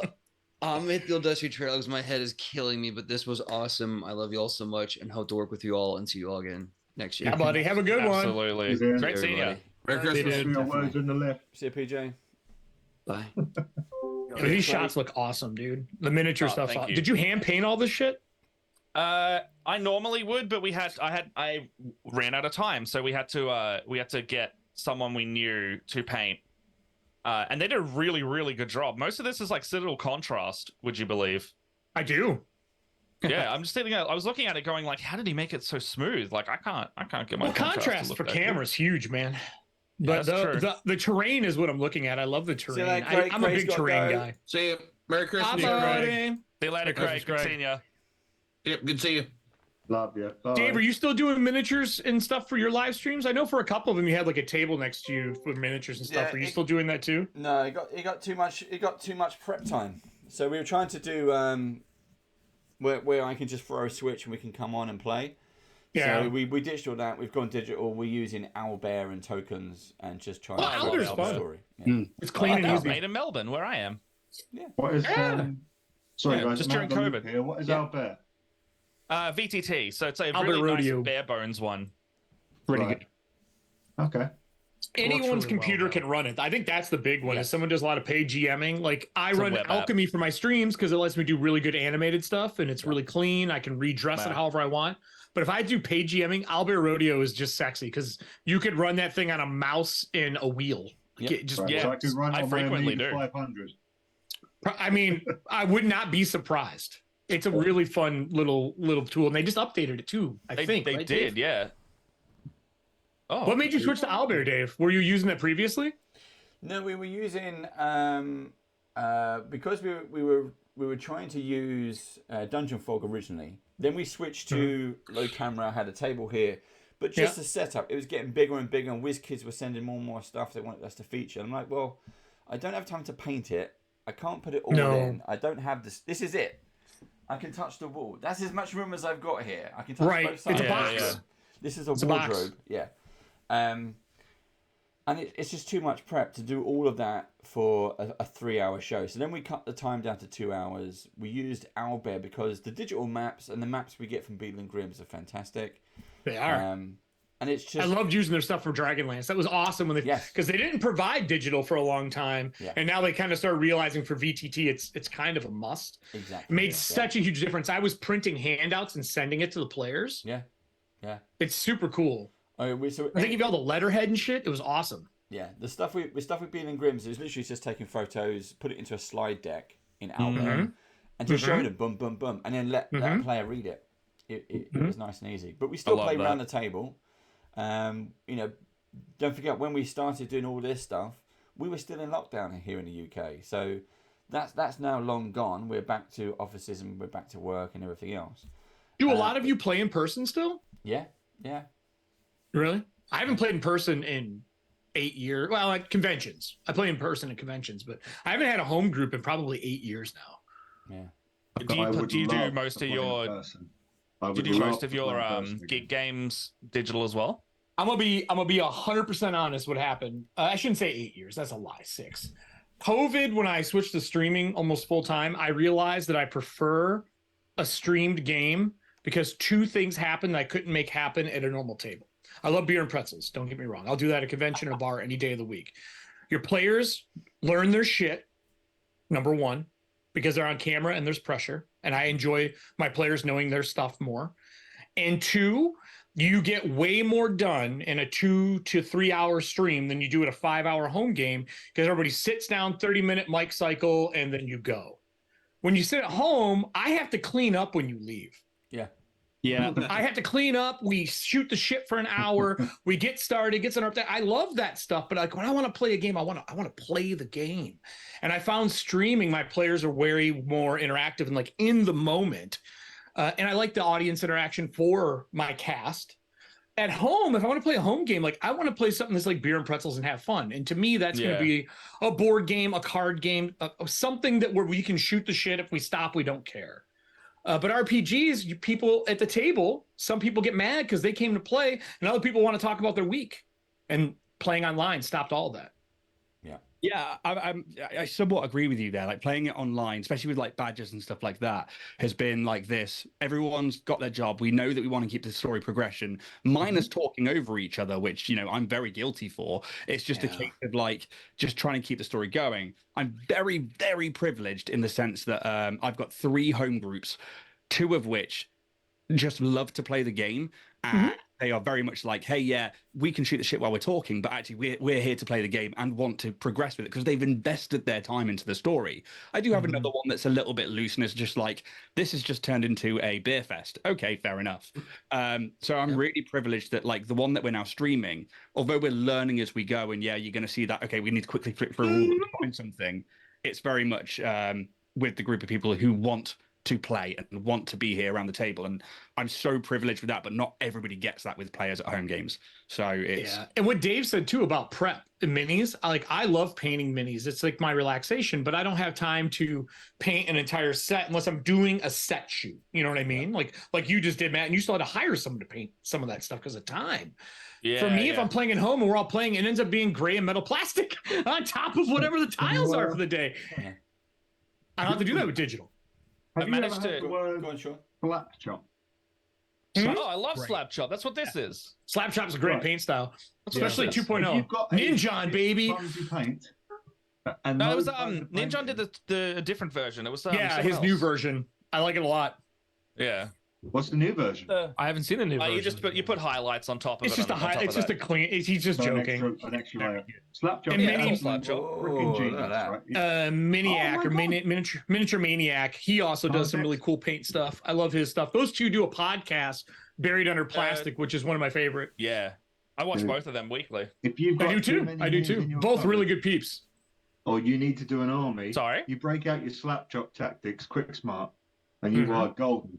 But I don't want to paint terrain the whole time. So like anyway, for home games, it was a time sink for me to prep for, because I felt the responsibility to do it because I didn't have a painter in my group. Now when I go play miniatures at a miniature store, even then we all know half of our army is going to be gray plastic for a while because half the hobby is painting, maybe even more of it. Yeah.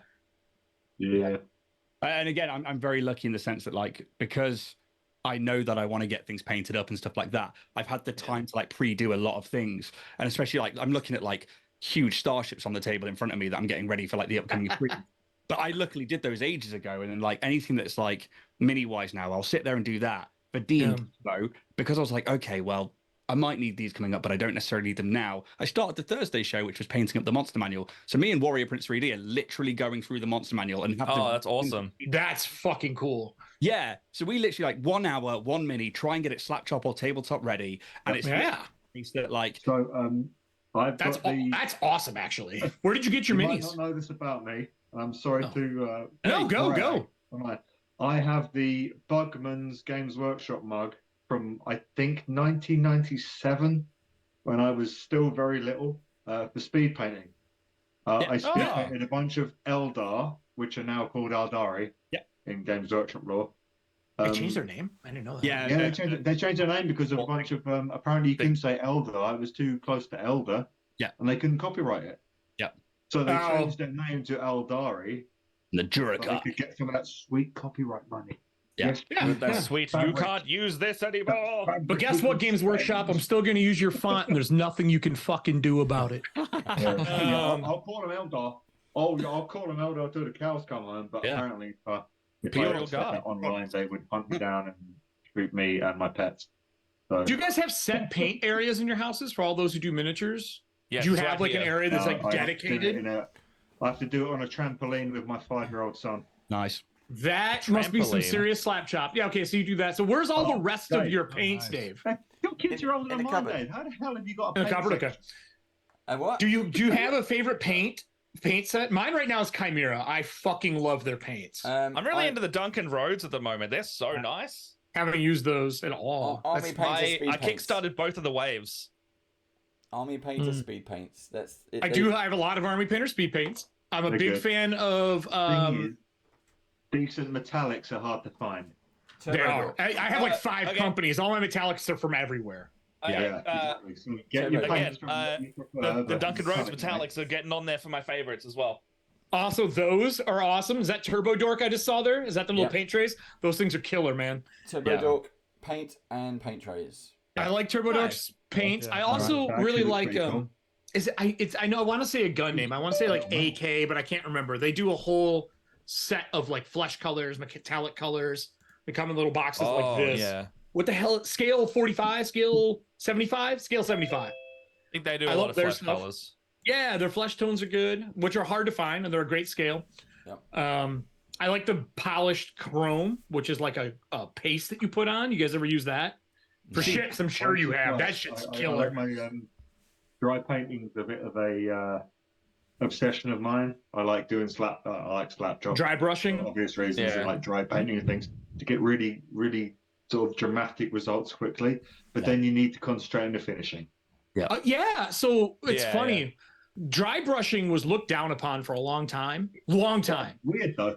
Yeah, hated it. Everyone hated it. I was like, are you kidding me? This is like a #1 way that you learn to like traditionally paint is using texture dry brushing. Yeah, that stuff. And dry brushing now is like all the rage again. Yeah. it's back. Which makes me happy. Makeup brushes, baby. Anyone who doesn't know that, buy makeup brushes from Amazon. You're going to destroy them. Trust me. You just need any kind of rounded makeup type brush because like if it's got the rounded edge, it's going to apply differently. So agreed. We're gonna say bye to Ryan. Ryan's on his way. Oh, Ryan, good to join us. Ryan, if you're up for it, I know we haven't had much time to chat. Wait, he should be playing a guitar before he leaves. You can't have that set in the background not play something. He's even got chairs for an audience. Exactly. Yeah. Put up some music. If you're up for it, we've got guest player slots. Next year. If you're up for rolling some dice, you want to come back on. 100%, always down. Awesome. Please come play. Yeah, no, for everybody, everyone here, open, whatever you guys want to do. Just shoot me a message, shoot me an email. Let's do it. Do you produce music? DMCA stuff for the streamer and me. Oh, you want some of that? I got some of that for you. Well, not I have a ton. If you got more, I'm always in. Always down. To link you. Yeah, do it. He just released. I think he just released a metal version of the Red album, like Pokemon Red music. Anything heavy metal for Corpse Talk, I'm looking for it. I'm down. Yeah, I'll have try a to good night, find guys. it. Have a good one, Ryan. Take care, Ryan. Bye, Ryan. Be lucky. See you, buddy. Just drop it to me in Discord. Here, I'll respond to your stuff in here. That's fine. And joining us is we got Kelly Rowe. How you doing, Hello. Kelly? Hey, Merry Christmas. I'm out of beer, but Merry Christmas. Happy Christmas. I'm out of beer too. I'm out of tea. It's all gone. Better be alcohol in that tea. There's not. I'm completely unprepared. So sorry. Look at that Band of Badgers shirt. Old sport, old buddy, old pal. You live here, you live in the cold, you always have a flask next to your desk. That is rule #1 in Wisconsin. Hey, did you have blankety blank prepared? I did, but we've had a few things prepared because we forgot to do it because Steve wasn't here because he had to pop out. But then we had Steve looks like he's just trying to avoid his own farts right now. For real? What the fuck's going on over there, bro? Steve, He's like, we had Steve's so mad today. Steve's I have produced. no heating. Steve's He's freezing to death. What happened? Your boiler pack up? No, the aircon is needing service, so the guys. Jesus, sorry, mate. That's rough. That sucks. Right. I withdraw all mockery and wish you good vibes. Send him a Band of Badgers scarf for Christ's sake. We don't have a scarf. One vibes. T-shirt, get in there. You are literally an engineer by trade. I'm pretty sure you could rustle up some tea lights and a fucking plant pot made out of terracotta that you could just turn I have a radiator here, but it's just not doing the job. You have an oil radiator. yeah, it's exactly the same one next year. Put the 18 music on, and then you'll do it in like a 5-minute montage. Go. Either that, or just pop out to the shop, pick up a little bit of depleted uranium, pop it. I could gun like uranium. Right, sorry. Couple of things there. So Like anyway, easy to get. I was going to say that Steve has produced a teaser trailer for his new show in the new year. But we never got a chance to put it on because everyone was talking and everyone was doing stuff, and it was fine. That's okay. That's We what we're watch here it to now. do. Well, shut up, Dave, and get it on. You want to see? Do you want to sit, Steve? Should I put it on? Is that okay? Do you wanna... I think everybody wants to see it. Right. I don't know if this is going to work, so let's give it a try. Because this is Oh, that's not, all right. we've got used Does to anyone using know StreamYards. anything really? Yeah. So I'm gonna mute you lot, and then we'll see what happens. You might have to watch it in Twitch. Yeah, I'm gonna. Yeah. Go watch. You won't be able to see it in Zoom. You'll have to tune into Twitch. I have Twitch. Yeah. So if you're quick, go to Twitch. Sean can't I'm because he's on going his under phone. the table to get my Twitch, okay? I'm loading that up now. We give Sean 10 minutes to get ready. I'm gonna go pick up my son from karate. I'll be back, and but I'm going mobile. Go, Josh, go. Back That's on the only painting thing 5 as well. minutes to do that, right? Back on the painting thing, have any of you found one of the best, I guess, children's fidget toys for painting that has a weird crossover? Okay. Yeah, Dave, One of these Dave little did a live test on that. popper pineapple things. Yes, dude. And you just put your paint in there, and then when you're done with it, it's clean. It's great to get metallics out. Yeah, exactly. You just have a little wet palette like contrast paint or something. You just pop it straight out. It's great. Have you gotten the texture mat yet? Texture mats are my favorite thing this year. Texture mats are a bit weird. I don't understand texture mats. This is what I got. So this is the Turbo Dog. Yeah. And they range from $15 for this one, that one, $15 to $25. They're thicker though. Yes. So They're then heavy duty. everyone started. I did the video and everyone started saying, "Oh, get a fidget popper." So I got my favorite one. I had to get Spider-Man. Right, this costs $2. Yeah, I can use the eyes as mixers, but when I started putting colors in there, because it was red, I couldn't find a white fidget popper. Yep. All the colors were the same color. Yeah, you want white or black. I couldn't find it. The only way I could find this was paying a lot of money to China to mass produce, like 1 million of them. I was like, well, I just want one. So- Can you send me one? They went, no. During Christmas, at like your fabric stores or Joann Fabrics, whatever it is out by you, they make snowflake and snowmen ones during Christmas seasons. Right. That's the number one. But yeah, the poppers are great, except I found that the cheap ones I've had to buy like 5 because eventually they do stain really bad. Yeah. Whatever plastic they use, but they're $2. Who gives a shit? Exactly. Yeah. But great. Yeah. Texture mats are to test what are your they? dry brush and to pull paint off your brush, though. That's what it's for. So you have like a flat mat and texture mat. I use paper towel. Yeah, it's different. So you can see the highlights and what it's going to look like before you throw it on something. Yeah, so I'm gonna. It is killer for that. You ever overload a brush and go fuck and you ruin everything? Yeah. I guess I just do it on my hand or something. I do guess. that too, but this is raised texture, so it's just a whole side of different textures. It's usually like brick, jagged points, whatever, and you can see what it's going to look like. I thought it was stupid, and then I used it, and I was like, and there's a cutting mat next to it, so it's like an all-in-one roll-up. Genius. I'm sitting here going like, I think it would be useful, but it's another thing for me. Like it's another thing to forget that I own. I just threw away my cutting mat because it has a cutting mat on it too, so it's an all-in-one. That's fair. I've never had that problem. The so good.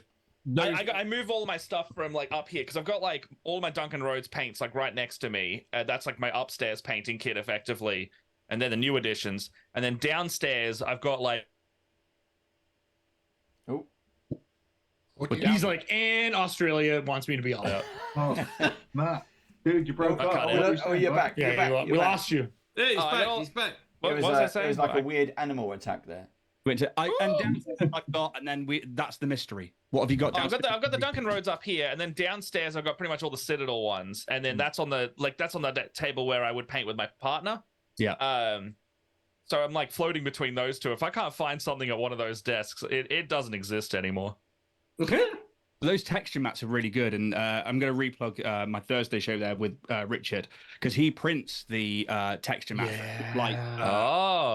it's the dry brush. And actually, they do make a difference. And if you literally are looking to dry brush something, because I can't stand having paint on my hands, it's just tactile for me, and I don't like it. That's fair. I used to use paper towel all the time, but the actual it works so well. Yeah, it's so good, and you can. It's so ridiculous that I never thought of it growing up. Like you could have just glued plastic sprues together as a child and had one. Yeah, exactly that. I'm an idiot. Like I don't know what I was doing. Oh, I wish I thought. With the one solid thing as well, you can dry brush it, and then you can contrast or speed paint over the top of it and see what they look like. You can then isopropyl it afterwards, leave it to soak, and it's clean and brand new again.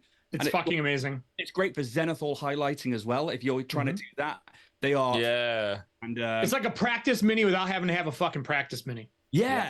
And it's every texture on one piece. My 14-year-old self would have loved to have known that. Yeah. Your 40-year-old self now knows, so go get one. If you go to Warrior Prince 3D's Etsy store, you can try again. Stars, you'll get. Drop me a link in chat. I would love to pick some more up. I'm always looking for new ones. Also, rollers. I'm a big fan of rollers, texture rollers. Green Stuff World, they're amazing. Yes, man. Yeah. Well, you can print your own now. There's so many you can print now that are so good. Again, I'm gonna plug Richard from Warrior Prince 3D. We love Rich. If you all one word to the stars, which is our Starfinder promo code, because he sponsors our show, you will get 10% off. No, not me. Yep. Matt's pulling something up. Tub full of like D&D minis that just become like, oh, what's this gonna look like? Oh man, I'm the same. Exactly. I'm not. They're all the way over there. I'm not going to go grab them now. But most of mine's in arm's reach because otherwise it doesn't exist once again. Yep. So yeah, Adam Savage philosophy. It's got to be right here. It's got to be. I got to get it there. Get it there. That's otherwise I can't. And I agree. While we've got I've literally a tiny gap, one last drink and draw while I'm not too tanked. What have we got? Yeah. Who's got what? Who wants like to a see train what? In pencil and alcohol. What was the last one? Put it up on screen. The last one was a ferocious badger. I didn't see it. We had a pissed gelatinous cube. That was my favorite. What do we want now? Does the audience have anything? What about the Goblin Barbarian? The Baron said. Did you do the Goblin Barbarian? The Baron said. Oh Jesus, Baron. Sorry, mate. Yeah. I got to knuckle down. There we go. I want a little Goblin Barbarian. dude. I mean, I think Drunk Sean drawing is what we're looking for. Really. Yeah. So go do some shots. That could be a They stream get all the progressively time. worse on these streams. I'll tell you that Conan the much. Barbarian meets a goblin. Are we playing this trailer? One more time. Well, Goblin. Josh Barbarian. Maguire has disappeared, so I was going to bring him back. he's watching now. He's watching while he's driving. He is. Oh yeah. Yes. He's gonna do the whole reverse thing, right? He's not gonna stop. Just like I'm gonna open the car door and his kid's gonna jump in. He's going to pull him with the boot open, 30 miles an hour. No, he'll do that move where he does the handbrake, opens the door, and just scoops him up. Realistically, at this point, this kid's a black belt. So what could possibly happen? Right, shall I put it on? Kid's gonna beat him up by the sound of it. Are you ready? Are you ready? That was a question. Are you ready? Yeah, this is where we have to wait 20 seconds. Let's go. Get on with it. I'm working on it. I've muted you lot now. There you go.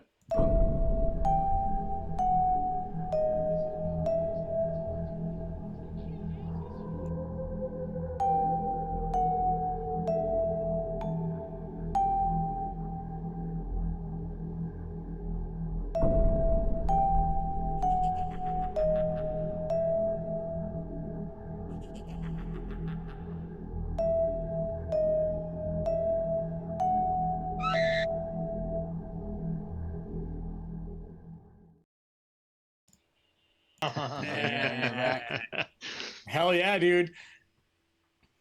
I killed 18 people in Abomination Vaults at a convention. That's a challenge. That's awesome. Challenge accepted. Yeah, that's cool, Steve. Well, the cast, I think, is now all confirmed. At Awesome. least the core four. We will have a guest fifth player slot, as always, which kind of rotates I'll for bits do and it. pieces. But yeah, it's your game, Steve. I ain't going to talk about it. You do it. Well, how much am I allowed to say? You can say who the players are involved. Okay, so we've got Meredith from Turbo Dog. Yeah. Nice. We've got Michael Jimenez, who was on earlier from Weather. Nice. And we've got Richard from Warrior Prince 3D. Yay! Oh, nice. And the chief badger himself, Steve. Susan? You can't go wrong with that. Steve's gone all out of focus now. Look, he's gone sharp. Yeah, I've gone all out of focus. Yeah. That's because his Yeah, camera is slowly icing up. we are playing Pathfinder 2E Abomination Vaults. What made you pick that AP? There's so many out. So what made you pick that one? I had it. It is the hardest besides Vash. Yeah. It was in my house. I had it. It's one of the most popular ones, so I had going for it, and I wanted something that wasn't like ranging all over Galarian. The players we got are new to Pathfinder as well, so it's having it all in one place. Dungeon setting, people are familiar with that and comfortable with that, so they're not going to get bogged down worrying about the lore and everything. So it was mainly those reasons. Are most of us GMs here right now? Nope. Who's not GMs? Yeah. I think everyone but me. How many people run pre-published primarily? Yes. Fuck yes. Okay. It's just easier. I do not. You guys can't hear me at all. I can you? love it. Now we can. Now we can. Okay. We can hear you now. I would say I run most of mine as pre-published because it makes I run a lot of the same campaigns, and I've gone to the point where I just know them. Like I know how to run Curse of Strahd, I know how to run Tomb. So if someone's like, "Oh, what do you want to run?" I'll be like, "Well, I haven't run this one in a while," but then I don't need to prep for it anymore. So it means that this is coming from paid DM capacity as well. I'm talking from paid privately, but how many times do you change? Like, do you file the serial numbers off a lot? That's kind of my term for I know the adventure, but I'm going to change a lot of things. I'm going to be like, I know the broad strokes of the adventure and where they're meant to be going and doing at any given time, and then I'm just going to kind of let them do whatever in the sandbox. Yeah. While guiding them roughly towards it, but it's not there's no set in stone. I file mine all the way down to artwork in maps. Fair. I got to the point where I feel like I'm studying if I run a pre-published. Yeah. This is also entirely within the realms of this is I know how to run it based on the first time I run it. So if I've read it wrong the first time, which I know I did in Tomb, that means that's the adventure for me now. It's whatever I accidentally did. That makes it individualized, though, to me. I don't. What about the rest of you who run pre-published? Do you feel that you going to put your own spin on it? I always would. That's kind of how I always did it. I'm going to jump in the other way because I prefer homebrew. That's my true jam. Because I spend so much time writing that I know the world like the back of my hand, and then the players get to add to it, and then you memorize their backstories and I find stories and weave it all in together, which is why I'm loving doing a homebrew adventure path for Starfinder and what I've done for all of my home games. I do run modules every now and again, and just like you, Matt, I'm like, if I make a mistake, that's the fucking module now. That's just my version. Well, that's just mine now. Yeah. What I do like is what Eric's caught on, which is to go, do you change certain bits about it? So the last time that I ran Icewind Dale, one of the players was like, oh, I actually come from a really high mageocracy and stuff like that. And I was like, well, why don't we do a time loop where you've got to crash the city instead of it being save the city and then have it on this run. And I just really like to rewriting little bits like that. That's fun. Knowing where the broad strokes come in. Yeah. Didn't you run the Reign of Winter? Didn't you run that on your channel? No, we you guys didn't do Reign of Winter? There's some really fun pieces in that. Overall, it's wild. Yeah. Let's be honest. That's Castle Grayskull. I don't care what anyone says. Yeah. I don't care what anyone fucking says. And when I ran it, I made it He-Man in that section. Fucking right, yeah. I made random generated monsters and let the players roll for it. That's how I ran that section of the game. Yeah. I was like, that's Castle Grayskull. I ignored the rest of that adventure. Just ran Castle Grayskull. Yeah, I got the on the note of changing it. Yeah, I like backstories and stuff. Like the YouTube series is entirely homebrew, and then stuff in their backstories for I'm running Avernus for my only casual game, and then one of them's like, oh my. I'm like a dog person, and my creator who awakened me was a dragon. So we just put that dragon in, the area of Avernus where you go to Arkan's Tower and all. Yeah. Yeah, it's the dragons that are in there. They just became basically family instead of antagonistic dragons, and then they could try to free them from Arkan instead. So we all talked about running VTTs, and Dave, I know you're running a lot of online stuff. Like actually most of us are. I feel like PDFs need to level the fuck up for GMs here really soon. They need a hyperlink. First off, Paizo, I'm tired of your bullshit. Hyperlink your crap. Stop fucking lying to me. I'm your friend. I love you all, but god damn it, if an indie company can do it, so can you. Yep. And two, hold on 1 second before you go into number 2. Right, Jeff is on his way out. We're going to see you later. oh, bye, Jeff. Bye, I heard guys. typing. We are Yeah, going sorry, I to. wasn't on earlier. No, you're I good. might have been more with it pre-beers. But anyway, Take care, Jeff. Catch you all later, guys. Have a good See you one. later. Merry Christmas, See ya. everybody. I just hope Love that's you. really your studio behind you. It is. That'd be It's so like good. Captain's quarters. I know. It's real. If You can only. do it's It's real. that's just tell everybody it's real. He's like it's Robert real. De Niro from Stardust. Now we You are should see the now. dress. Love you guys. Bye. Bye, we're gonna Jeff. start planning to roll it down in 10 minutes. So The second part's a question. What do you guys want added to digital stuff right now? I want GM secrets on a layer in PDFs I can turn on and off. Right. Oh, that's cool. Personally, I'd like it So to that be you have your accessible sidebars in use. Yeah. from a GM standpoint or from a player standpoint. Both, either or. Really, what do you want in PDFs? Because I feel like they need to kind of. I want always hyperlinks and bookmarks should just come in any PDF. That should be a thing. Period. I But feel what like else would you part like of to see coming in up with digital your, like, content right now? If you're an absolute beginner and you don't know anything from anything, it can be a bit daunting. And there's plenty of tools for that to kind of get you over that now. And Yeah, there's a lot of Yeah. websites. Yeah. Maybe in the same sense of the DM tips that. Oh, sorry. No, not at all. I was gonna say, think like- it's important. Like, I think what would be nice would be some kind of tool that let the DM help the inexperienced player. Yep. Maybe build his character rather than just like, oh shit, I'm dealing with this now. I've got to build this into my story. And I Yeah. know that's part of the fun, but some sort of Bonds, advice- ideals, and flaws were supposed to be that in 5e, and they never fleshed it out properly. Mm-hmm. The throwaway of getting rid of alignments in PF2 core and doing Athema, I always fuck it up. That's a really good start, but I do agree there should be something to kind of help players ground So, like, themselves. you're going to get that person who just wants to join the game and I don't know what I'm doing, but I want to have a laugh and it's going to be fun. I'm going to pick the worst. I'm going to be a whatever that doesn't fit whatever, you know, traditionally. And that is part of the fun. I get that. But it can be, from what I gather, frustrating from a DM point of view.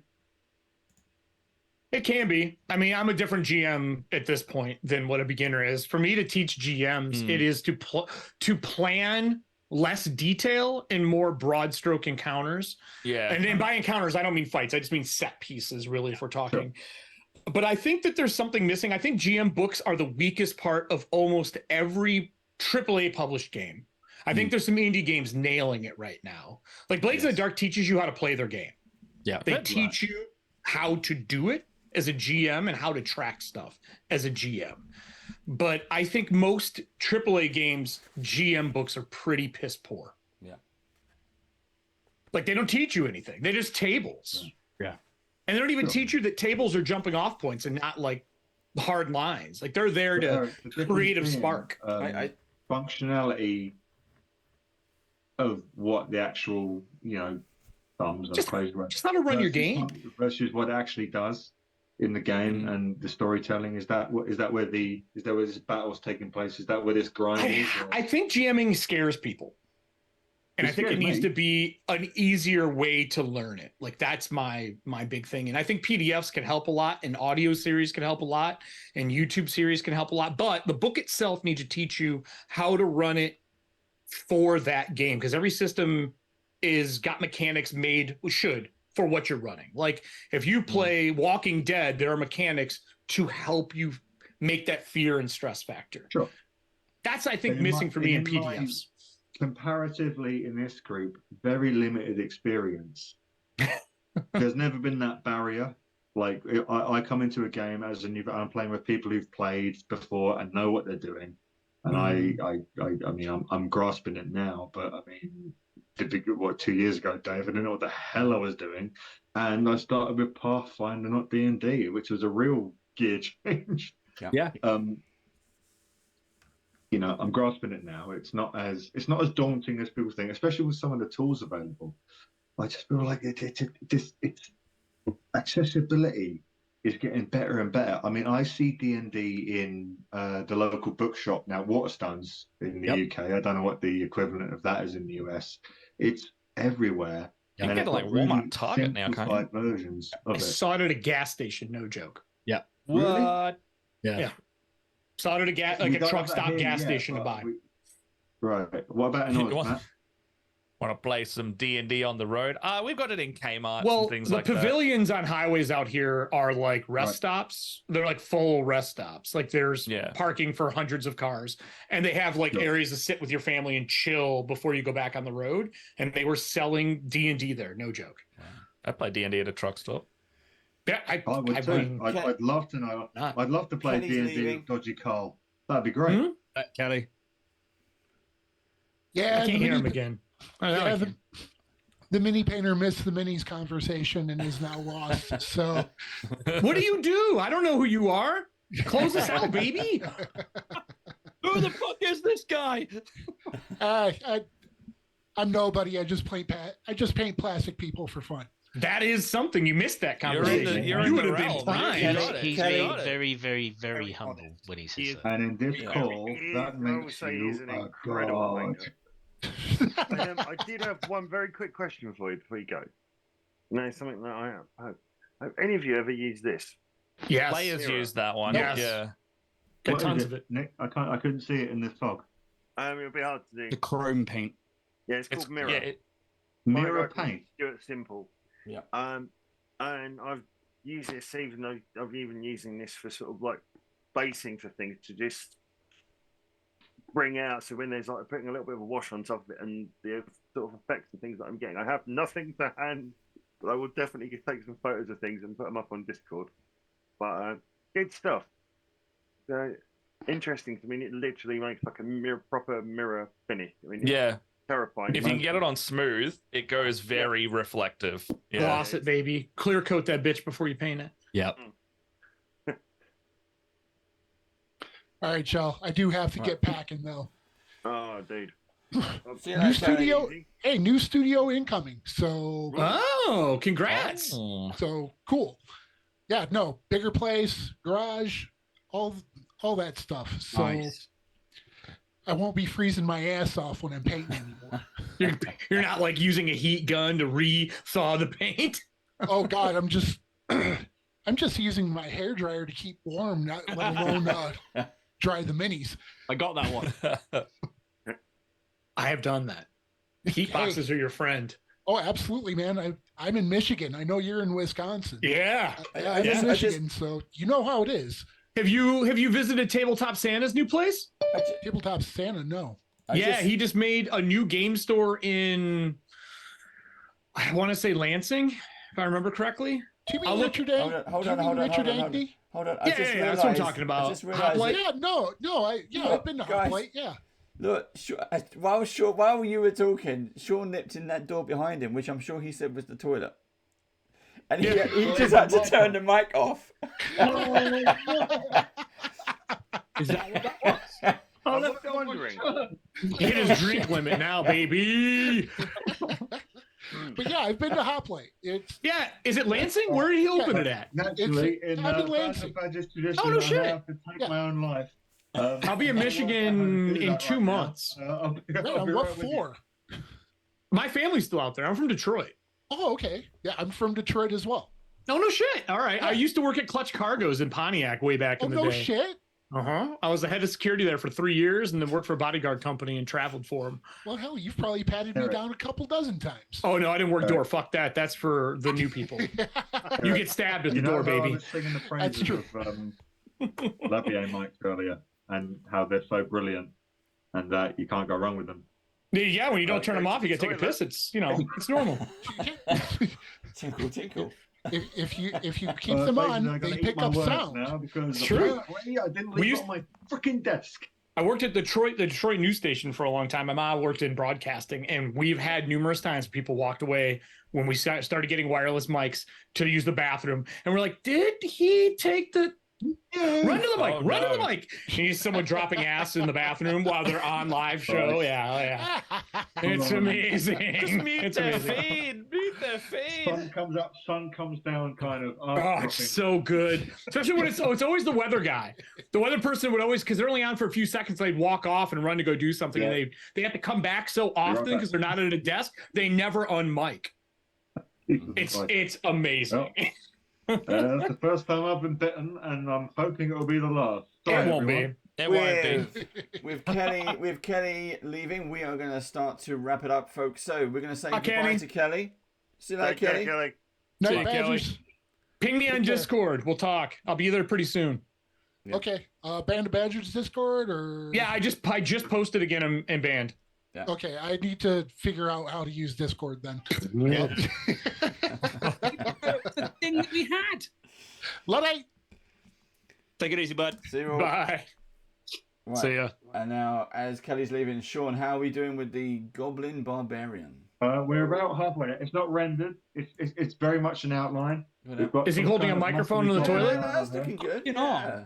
Yeah, I mean, the thing is, goblins are kind of. I mean, I like 40k, as you know, which isn't what we were talking about here. But It's okay. We're only judging privately. Their goblin equivalent is like a run-to little Gretchen thing. I love which Gretchen. Is, Which is yeah, why I I like a Gretchen Goblin. too. I'm a big fan. They're not, they're not like goblins in 40k, which can actually inflict some damage. They're very much a joke character. So I thought I wanted to kind of like, let's take that joke character and like see if he could swing a big fucking hammer. Maybe he couldn't. You sure that's not just an orc's arm on camera? Yeah. Yeah, that's what Just I a like. goblin head and an Oh, orc that would arm. be so funny. It's like a goblin in a pans. trench coat, When I was a but he's really teenager, just I sitting took on top of a a, big buff orc. A baby took a holder. fucking, It's a baby. Tiny little head. back of Truckers, pallet Oh claw. yes, I know And what I you're talking stuck about. it on a Oh, what's the Gretchen. name? With Well, it's their like green aliens. He's just wearing the orc like power armor. Yeah. no, totally, nothing wanna see to describe. Little Gretchen miniature. I think he was from Gorkamorka originally. He was one of those really cool with the pointy nose. Oh yeah. You do that. And I just snipped the hand off and then blew this fucking thing the size of a car into it. He's now a superhero. That's my miniature. That's what I'm proud of. And do you know what? It never made White Dwarf. Really No? sad. No, You should have painted no, it. They Did you didn't paint call it? me. Gotta paint it. They won't put any gray plastic in unless they molded it painted and everything, themselves. mate. It was green and it was, yeah, they didn't call me. Anyway, that Dave, was. What does your shirt say? I've been trying to read it the entire show. This one. Look at me. Being all festive. Being all festive and shit. That's what I thought it was. Just wanted to make sure. Great. Oh, I've got my work to do coming. Right. He's got With Band of that, Badgers guys, on. we are going to wrap it up. We want to wish so everybody, so the ones who are still standing, thank you very much for joining us. Matt, all the way from tomorrow, thank you very much. I love saying it. Yeah. All of our US badgers, thank you very much. UK badgers, it's always a pleasure. We are the core who are here. Thank you to all of our guests. I think we racked up about 30 odd guests in total tonight. It's been It was great. good. It's a good So night. That's looking back on the guests we had over in 2023. We're gonna look forward into 2024. We've got some new games, new guest slots, new stories. And that's just taking us to the spring. Who knows what's happening the rest of the year? Not me. I just work it. So we're gonna close it out. But much love as always. Happy Christmas, and I hope you have a very happy New Year. Merry Christmas, to everybody. friends. We are nearly there. Very So Christmas. We're let's near. get into 2024. Get your paint water, man. Exactly. It's not near me. Not in arm's reach. I've forgotten where it is. Let's do it. And we'll see you again soon. We'll see you on the other side. Thanks for Good running night, this, all. Dave. Thank you, Dave. Thank you for having Thank us. you being our See you host, guys. our drunk See you, host. buddy. Always. Stay now. If you got to go away. Access some of that. Hang on. You got to put your torch on your phone. Hang on. Let us know when we're clear. Oh, and I can do quick. that.